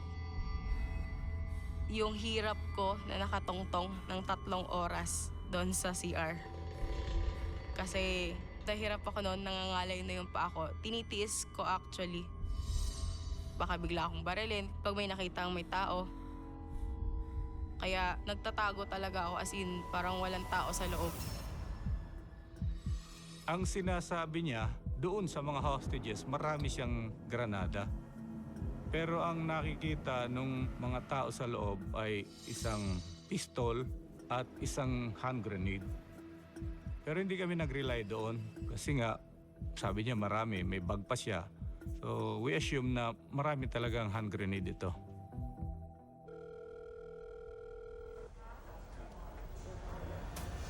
Pinaka-unang-unang demand niya sa akin ay yung mga security guards na nandun mag-gather sa labas ng mall dahil kakausapin niya through the handheld radio in front of the media. Pina-line up natin yung guards sa labas ng establishment and then with the presence of the media, we gave one handheld radio to siguro team leader yata yun ng mga security guards na kausap niya. He wanted the presence of the media dahil gusto niyang ipaalam yung mga di umano na mga katiwalian na nangyayari doon mismo sa loob at labas ng opisina nila.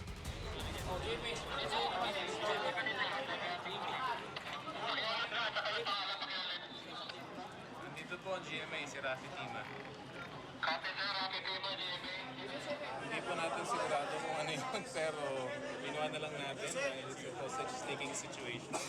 Pero this is very unusual. Hindi kami brief na ito yung demand ng hostage taker at nakamonitor yung hostage taker. Siya yung nasa radyo kanina at sinasabi niya na nag-roll call siya ng mga media na nandito. Doon, sinabi na naman ni Paray yung mga hinaing niya. Parang ginuconvince niya, niloloko kayo ng management or ng security agency, huwag kayo maniwala, ganyan. He wanted his colleagues, other security guards, to join him in his cause because of the injustice that he experienced, but no one heed to his call. No one agreed to join him during that time. The fuck go join you, brother? Fuck. Brother thinks he the MC.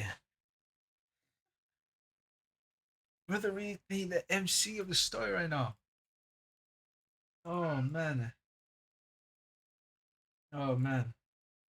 I mean, he kind of is, I guess. That's just, he's the main focus of the story.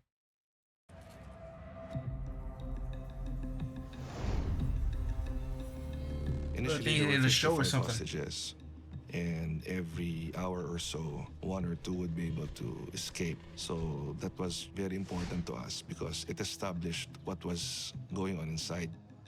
It helped us plan because those who were able to escape explained to us the situation inside, where the others were hiding, where he was.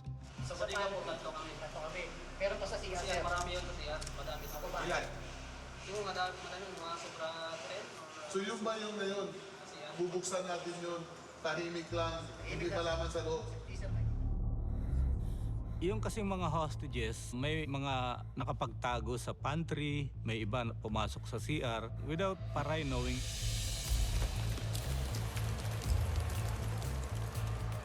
That's the problem with this shit, man. There's just too much media. It just kind of complicates the situation even more. Instead of just being able to, quietly do things and operationally, there just has to be a bunch of fucking cameras on there. And if he has access to, if this is broadcast live, this is the same situation with the Crowley video about the hostage taking of the two girls. There's just a bunch of cameras. They're broadcasting everything, and it just worsened the situation. It caused the death of one. Instead of them being able to do it quietly and orderly, the hostage knew what was going on because it was on TV. All he had to do to know what was happening was watch TV. Because every single fucking media out there is broadcasting the same shit. But somehow I didn't see this. But then again, I don't watch TV. I don't watch news. I don't give a fuck. Philippine news is boring as hell. And I don't care. They usually talk about gas prices and celebrities that I just don't give a fuck about. So, yeah. Yeah, again, I didn't know that was happening. And the amount of media there is just filming the whole situation. Yeah, dude! There's a fucking hostage taken, dude. There's some content. Actual content brain, content deprived, content Andes. This is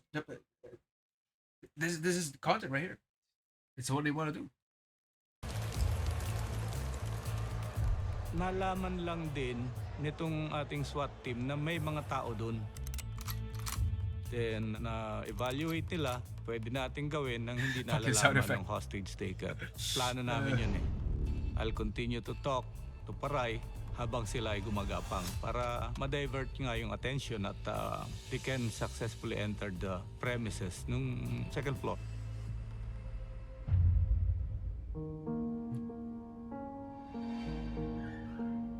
Oh, he joined the others.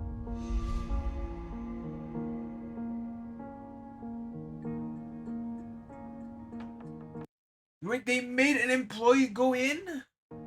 Sinabi niya nga, ako to, pwede ko ba kayo makausap, isasabihin ako.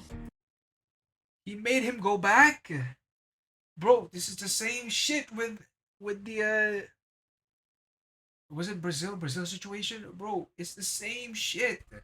They made the girl go back so that they can negotiate, but then it turns out No, she was just taken hostage again.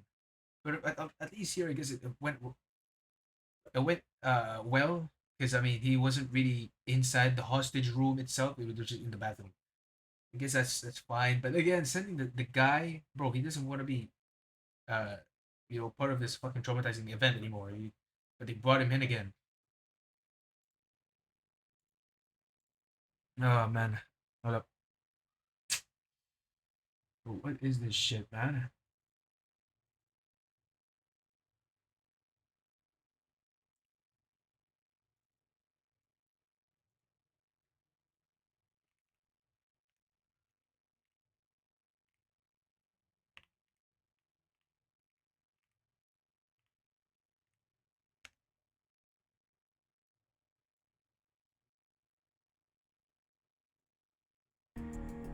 And then sabi niya nga, antay lang tayo, mga ilang minutes, may pupuntang SWAT team dito para i-rescue So the SWAT team is gonna come in anyway to rescue them. tayo. But he had to come back and talk to them. Sabi niya, tanggalin niyo yung mga sapatos niyo para hindi magkaroon ng noise, ingay. Tapos kapag dating nila, dahan-dahan tayong lalakad, tatakbo palabas.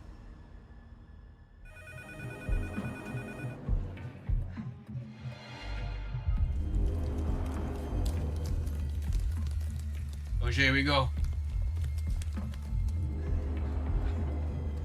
There's some ready or not situation right here. We got some ready or not.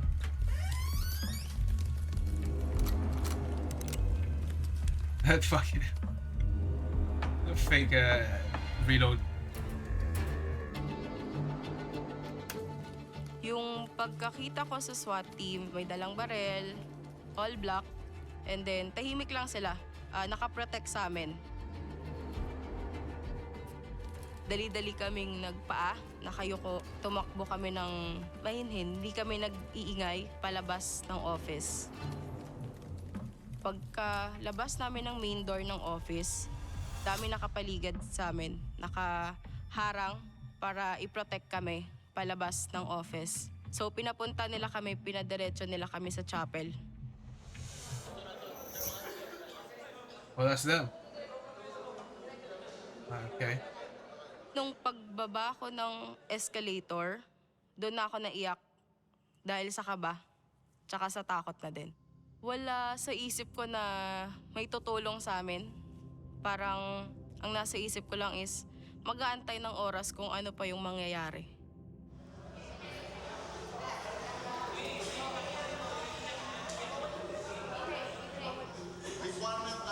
What I want to know is how close was the restroom from the hostage room itself, from the one that was holding up 55.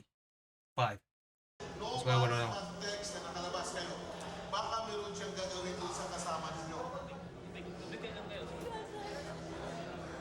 Ang pinaka-basic talaga when you are doing the negotiation is to save lives. Lives. And when I say lives, that is not only the life of the hostage, but also the hostage taker. Kailangan natin maisalba yung mga yan eh. Yan na yung primordial objective. Yan yung paramount talaga. Pinag-usapan namin talaga yung extraction, kausap ko ang team leader, na hanggang dun lang ang gagawin. Kahit na sila ay makapasok, makaakyat, hindi sila mag-initiate ng assault dun sa hostage taker. Only to rescue yung mga pwedeng ma-rescue. Siguro pag nalaman niya, magagalit talaga yun, lalo na sa akin. Kasi parang ako pa ang gumawa ng paraan para may divert yung attention niya at maka-extract ng hostage yung ating SWAT team. Risky talaga, pero ini-evaluate naman yan eh. Binabalanse. Right. But I knew he was tired. I knew he was hungry. His mind was really out of place. I knew he was agitated. We didn't know what was gonna happen.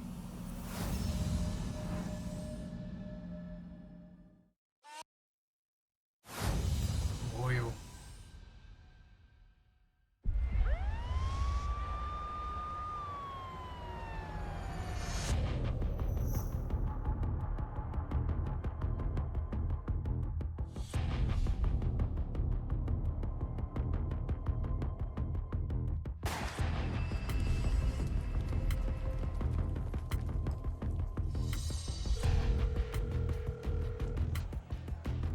Yung second demand ay mag-public apology sa kanya, kasama na ang pagre-resign sa trabaho.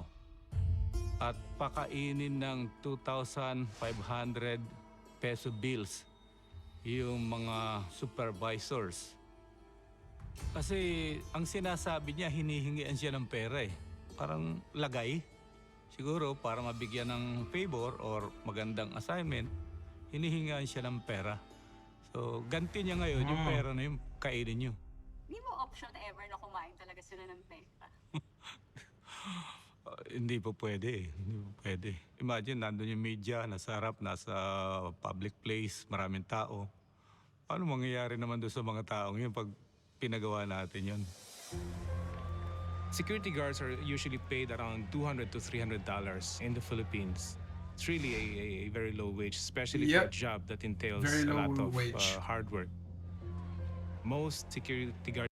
Brother, I mean, just very recently, I thought that working as not as a security guard, but a different job, which is working at fucking McDonald's, say, I thought you would earn an hourly wage, but no, you earn only every month.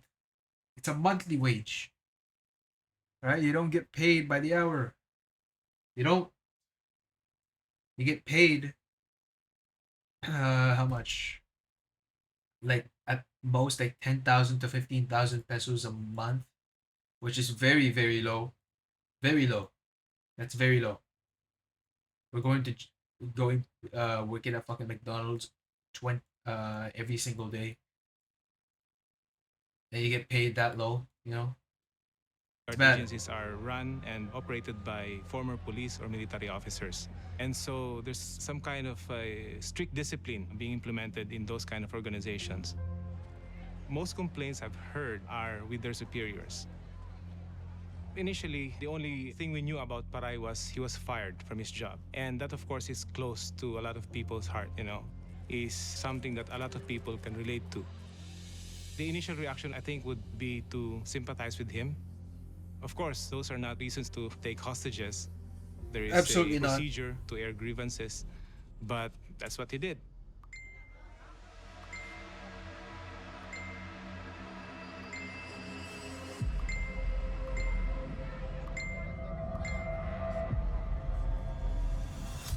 May mga nakukuha siyang sympathizer. And can you imagine, siya yung hostage taker, pero sinasabi niya siya ang victim na may mga injustice, unfair labor practice.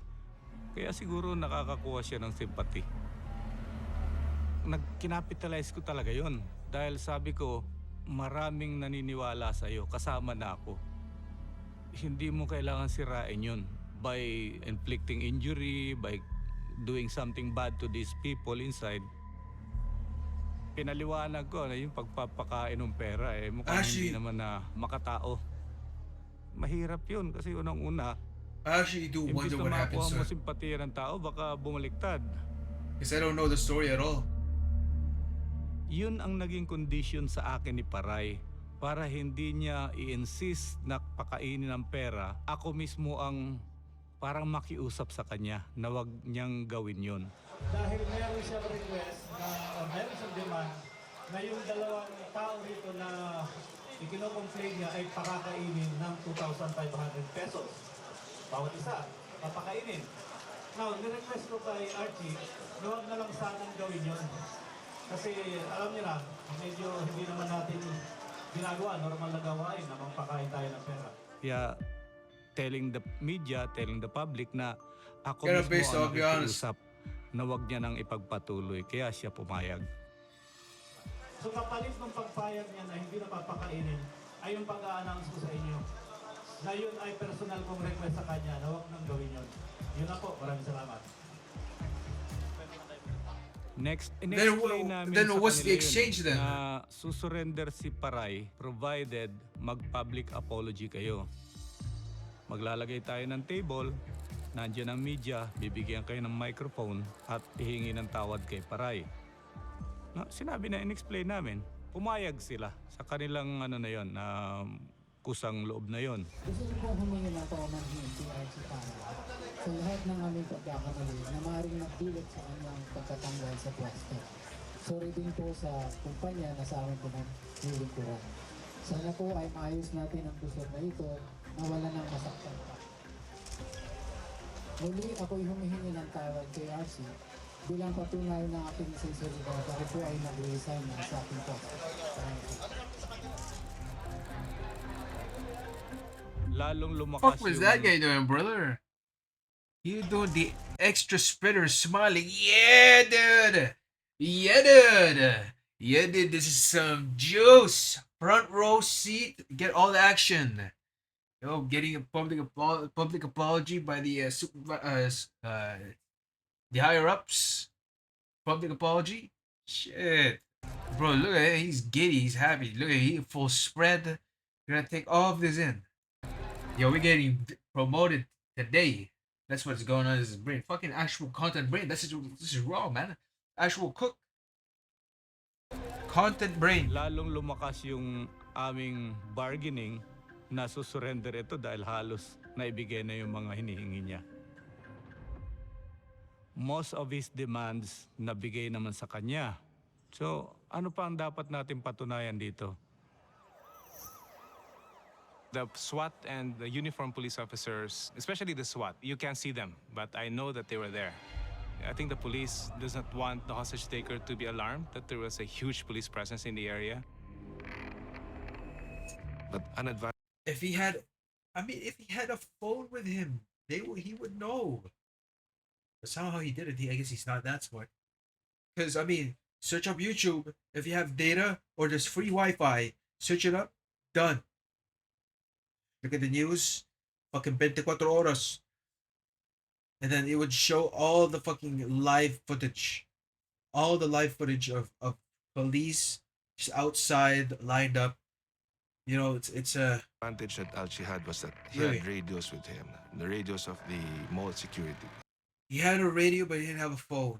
He could have demanded one of the fucking hostages, bring out your phone now, bring out your phone, bring out your phone. And say, open it up now. You put it on YouTube. Watch news right now. Watch the news. He could have demanded that. He didn't. And good thing he didn't. But he could have. He would have known the situation. Instead of a radio, use your phone. So he knew. Yeah. Where That's all I the gotta say, police man. were. He knew where his former colleagues, the security guards, were. This is something that kept him on top of the game from the start, because he knew the current deployment of police in the area. That's why he was very agitated when he was talking to General Yebra, because he knew that the police were just all over. There was one instance nga, medyo na siya, na umiiwas na siya na makipag-usap sa pulis, sa akin. He has a At phone. Whatever, man. gusto niya yung mga pulis palayuin dahil siguro nga iba pakiramdam niya. Takot siyang may malapit na pulis eh. Ibig sabihin, nag-iisip siya na baka anong gawin sa akin ito. Bilang negotiator, hindi ka dapat magsawa eh. Nakausapin, huwag ka tumigil. Keep on talking, keep on negotiating. Paliwanag sa kanya na maganda ang tinatakbo ng pag-uusap natin since mag-start tayo. General Yebra is a very experienced and seasoned negotiator, but the fact that he was part of the police force caused a lot of agitation in Archie's psyche because he knew he was surrounded. Alam namin na si Mayor, makakapagbigay yan ng matinding assurance dahil kilalang tao yan, siya ang mayor dun sa lugar. Masasabi niyang, I can assure you, your safety and your grievances makakarating sa kinaukulan. That is when I spoke to General Sinas and told him, why don't you let me talk to him? I think I know what to say to him. Archie, andito si Mayor ha, kausapin ka. Archie? Archie, si Mayor Francis Zamora to. Archie, yung mga binanggit mo kanina, ginawa naman natin, yung hiniling mo na makaharap yung media, yung mga hiniling mo na apology, pati yung pagbibitiw nila, ginawa naman lahat, ano? Kayo po ba habang nagsasalita siya, nasa harap kayo ng media? Hindi. Lumapit po kayo sa harap ng media, sir? Nasa ibang lugar kami ngayon eh. Nasa ibang lugar kami, Archie. He knew for a fact that he was surrounded by a lot of police, probably several hundreds of police. So he probably felt that it was the dead end for him. Pero maganda, Archie, no? Ako, gusto ko lang malaman mo, no? Sinasabi ko sa iyo ngayon, I will guarantee your safety, no? Sisiguraduhin ko na safe ka. Tapusin na natin tong problema, no? And that's what I wanted to relieve from his mind. I wanted him to realize that in spite of everything that you've done, we can still get out of this alive.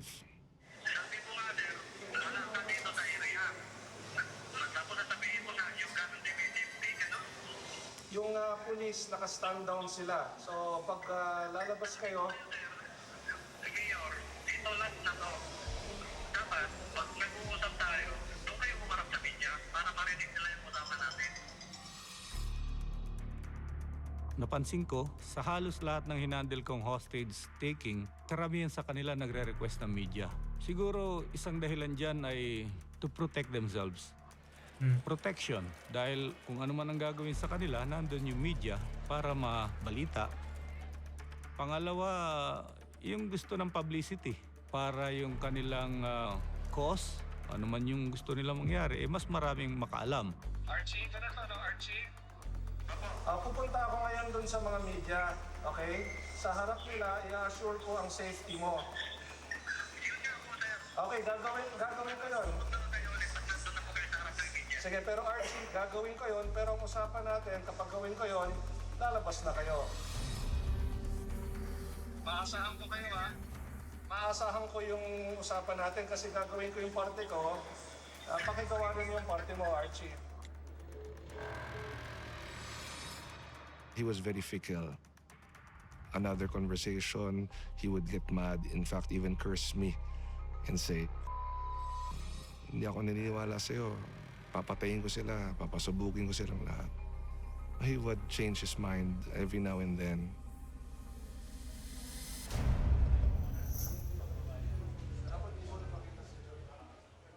Ang talagang gusto niya mangyari, makapaglabas pa siya ng hinaing. Sa labas na, sa outside of the establishment na, in the presence of the media. Archie? Okay, papayagan natin yung last demand niya na magsalita in front of the media, pero nasa baba na siya.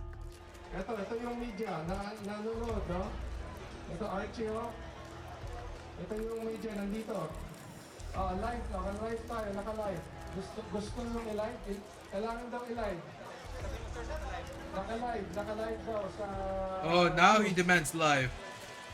Ginagaran niya ko ang kaligtasan mo.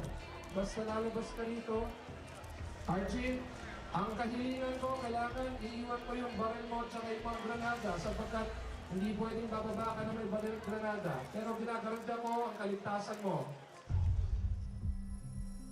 Ang kondisyon namin for Paray.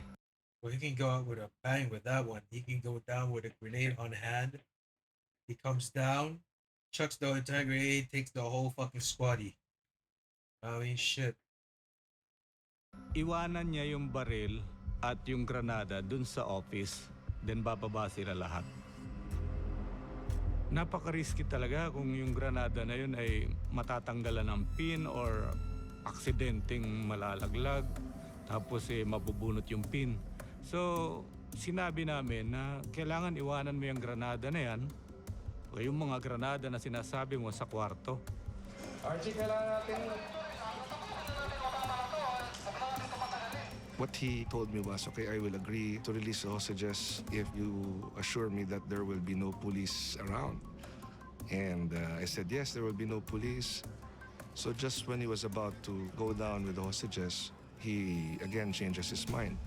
So he calls me and tells me, ayoko na maniwala sa'yo, sinungaling ka. Sabi mo walang pulis. Alam ko ang daming pulis dyan. Babalik na ako sa loob. Oh, shit. And I told him, no. walang pulis. Ako lang. So he told me, i-release ko lang itong mga hostage na to kung mag-isa ka, sasalubong sa akin. Pag makita ko na may pulis kang kasama, hindi ako lalabas. At baka may mangyari sa mga hostage na to. Black jeans and black na parang brown stripes. So I decided to face him alone with the assurance from the police that in case he would draw a firearm, they were ready to shoot him. Oh shit. Yeah, you're getting tense now. Oh shit.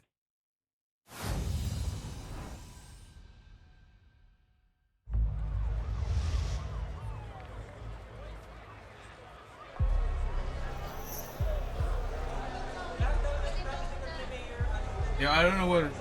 I don't know what's going on with my activity feed. I've been trying to fix it all day. I'm thinking like I need to reset my stream or something to fucking get my docs back because I can't do anything. It's it's just gone. Can't do shit. It's just annoying. Yeah.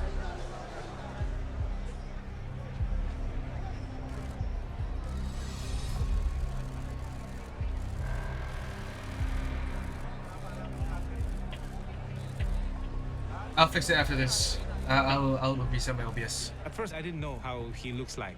But then, of course, when he came out, he was very distinct. He was a tall guy in black shirt. And so I immediately knew that was Oh, it's him. Hostage taker. And he has a stern look in his face. He was looking around, scanning the area. Never mind. They actually succeeded. Holy shit. Yeah. Okay. They were walking out holding each other's shoulders, but I could see his firearm bulging from his pants. So I knew he had the firearm, but I trusted our police that they would not allow him to draw it.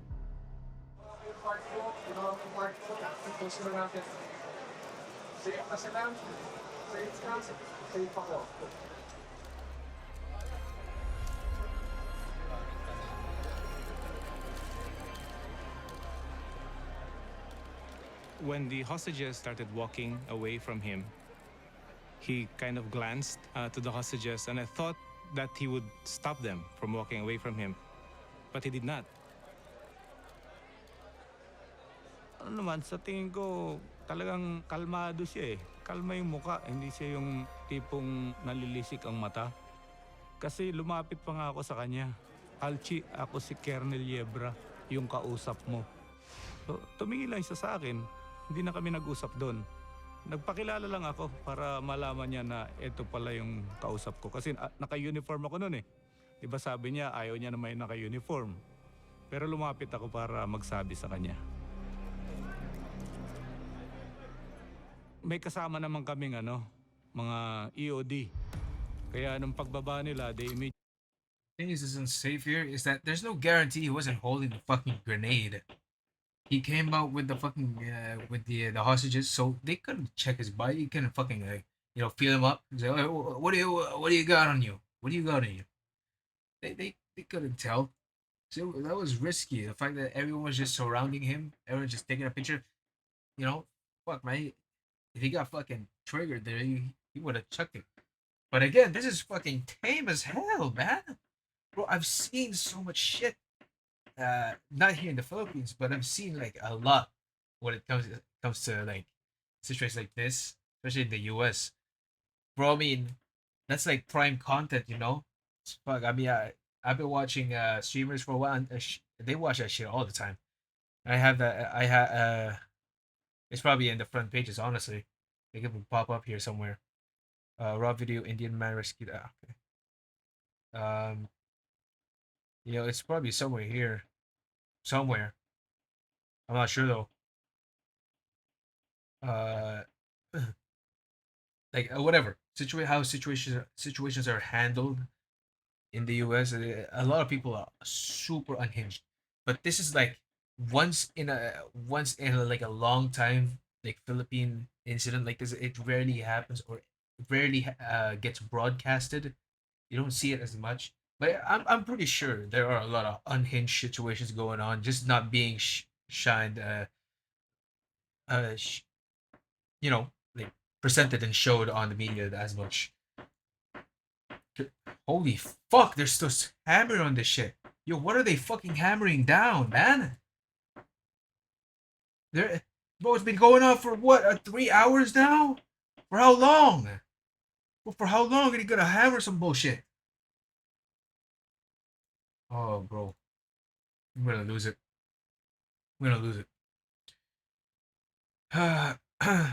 But it's not here for some reason. It should show up. It should. It's not here though. Maybe if I go to subscriptions, maybe it will show up.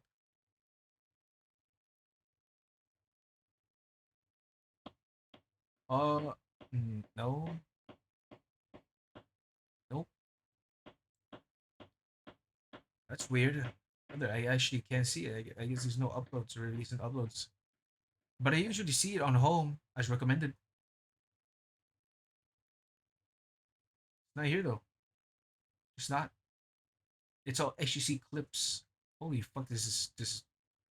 Ugh. It's all HTC. Bro, the editor. The editor keeps on posting like some crazy maniac.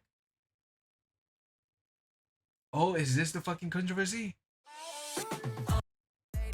I gotta be honest, chat. Guys, the problem with this, chat, guys, the only problem with this is that it's just Oh, not good. hell no. Guys, the thing I see about this that it's problematic is that the fact it's just not very good. It's just gonna talk. This was got. Who the fuck is that? Is that Lizzie? Lizzo. Bro. This. Come on, brother. Glizzo. I'm kind of like a random guy who's spawned into the war. Like, I don't know what the fudge people are mad about. Alright, go off a track. Out of track, brother. I'm not even done yet. Yo, let me. Fuck. No. Hold on. Immediately search for those hand grenades. Nakita naman nila, and it turned out, isa lang Only one. yung tunay, and the rest, mga prutas lang. Ginamit lang niya, pambluff nung panakot doon sa mga hostages. Yeah. Ang kinakatakot ko lang, dahil nung pagbaba niya, actually, nandun na siya sa labas, baka gumawa siya ng another scenario. He might grab another person. Baka dumiretso siya kay Mayor, di ba? He was probably shocked that he was still alive. He probably thought that in spite of my assurance, he would still be killed. Hopefully, Will be a lesson to who?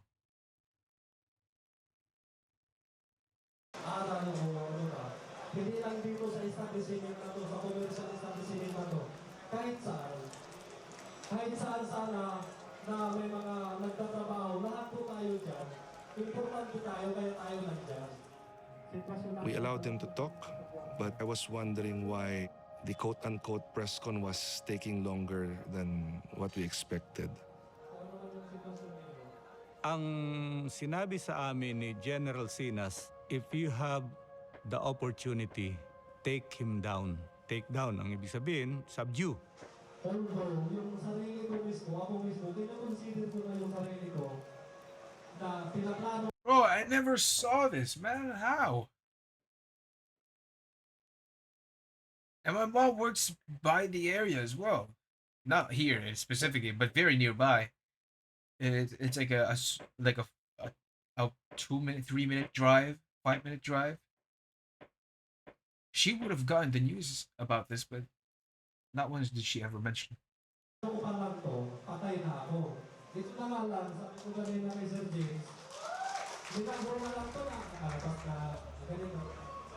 He talked for about 20 minutes, and then I started noticing a lot of policemen in civilian clothes starting to close in. When I looked behind us, there were SWAT officers already lining up behind the media. I saw this plainclothes police officer motioning that there was a gun still in his possession. I thought that, okay, something's happening here. It's actually very dangerous. That's why my instinct was just to stay back. I was actually telling the others okay, let's not go nearer because something might happen. Tatanungin kita, pagkatapos nito, saan ang punta ko? Sa tulungan o sa sementeryo? During that time, nung binigyan na siya ng microphone, hindi na ako masyadong nakafocus sa kanya eh. Habang nandun siya nagsasalita, ako concerned dito sa paligid eh. Of course. Pero nung may maganda pagkakataon, nagkatinginan na lang kami ng isang tao. Yun na, tuloy-tuloy na yung nangyari. Sinulo lang, binaliwala lang, ganun. Kaya nagkaganito.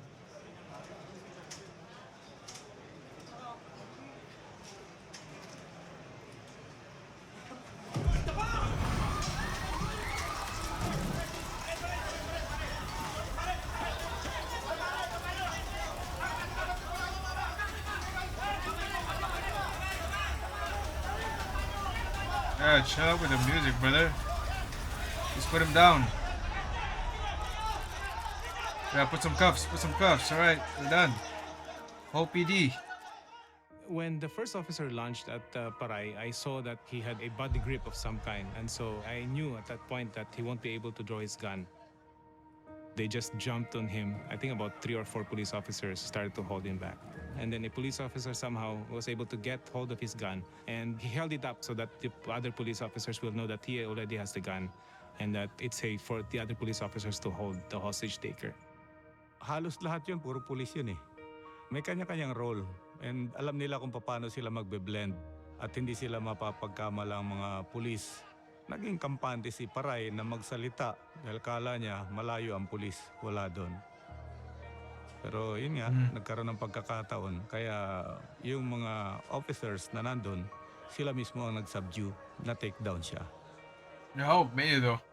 Wala kaming pinag-usapan about shooting him, using the sniper, walang ganun. Talagang nasa plano namin na kailangan buhay ito, ma-aresto. I mean, killing him. I mean, what does that solve? Just killing him, right? Nothing really. Yeah, I guess you would want a criminal to serve a sentence. What do you give him, a fucking death sentence? I mean, this is why I never understood the death sentence. It's when it comes to an actual like absolute cooked up criminal, just actually treat him like some garbage. Put him in prison. That's the worst way to treat him, not killing him, because you just you know, putting him out of his misery. He's really miserable. All right, and you're just helping him by putting him up, taking him up. So yeah, it's never really an answer to be to kill, unless it's really needed. I mean, if he had like a fucking an actual hostage, gun pointed, Jawed classic situation, gun pointed at hostage, yeah, take him down for sure. take him down. Best you can with a sniper. But in this case, I mean, it's just straightforward. He was probably just waiting for them to cuff him. So he was just putting his hand out, you know, cuff me. When are you gonna do it? He doesn't know what's going on. He's kind of just confused. I can tell with his posture and position. He's just, now what, bro? Now what? And then boom, there you go. No gun, no gun. Very good. Yo, no casualty, no casualty. We're Sa good. kanya, talagang nadala lang nung sitwasyon na yun. Hindi nakapag-isip ng mabuti. Naging mapusok at bigla-bigla sa kanyang desisyon na mag-retaliate. Marirealize niya later on. Pinuntahan ko pa siya nung dinala na siya sa kulungan. Presinto. At in-explain ko sa kanya, kailangan namin gawin. Para mas ma-explain sa'yo na ito ang naging resulta nung ginawa mo, nasa iyo ang simpatiya ng tao, although meron kang haharaping kaso. Kahit na-aresto mo na yung tao, sumurrender mo na siya because of your insistence, pag-convince mo sa kanya, karugtong nun, maraming salamat at naging maayos yung ating pag-uusap. He got promoted, right? Actually, nung narinig ko yung kwento about sa kanya is naawa kami sa kanya. Iniisip namin na may point siya na mapakinggan, pero mali yung paraan niya. Lahat ng tao. Yeah. Then again, I guess you could just tweet on Twitter of your situation, and what do you get? A little bit of traction. What do you did? I mean, I guess in the end of the day, it did work. But again, it's still raw. I don't support it at all. No, I don't support that. It did work though. You got the statement across. Brother, he had a 20-minute speech in front of the fucking media for all fucking medias across. It was 100% broadcast. I just didn't see it myself. But yeah. Sa loob na trauma sa nangyari. At least the ending was nothing went boom. Nothing went boom. We good. No one died. That they had to face Actually, in no my one career died. as mayor of San Juan. No one will ever really be prepared for something like this. This would always be. Wait, so he was a mayor? I didn't know. I didn't know he was a mayor. I thought he was like part of the fucking security guard team, and he was like he knew him. The most significant incident in my life. The police officers learned a lot from the Luneta hostage-taking incident, primarily because one of the negotiators was at the Luneta incident himself. And they were patient. They were patient with the media. They were patient with the crowd. And they were patient with the hostage-taker himself. Yo, Grad, morning, man. A very good morning.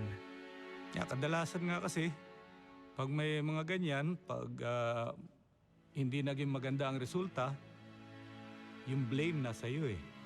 Pero pag ito naging successful, hindi mo alam kung kasali ka. Parang ganon. So, ang feeling ko kailangan, wag na ako mag-isip ng para sa akin. Kailangan maging successful.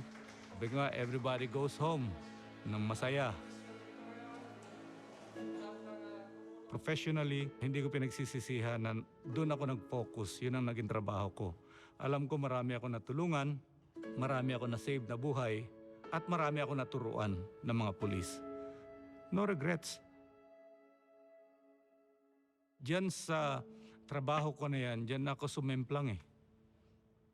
Pero diyan din ako bumangon. So, no regrets sa akin. Alright, that's good.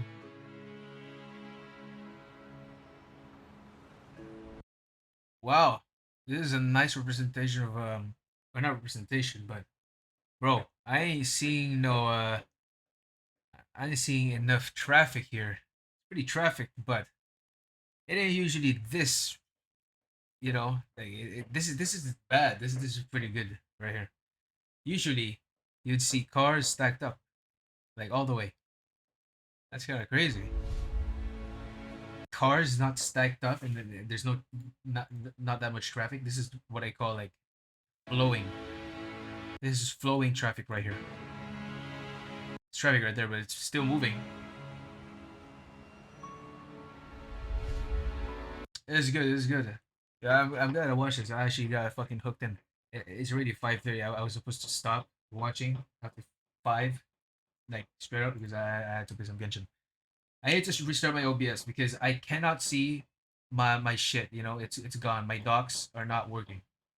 So I'm gonna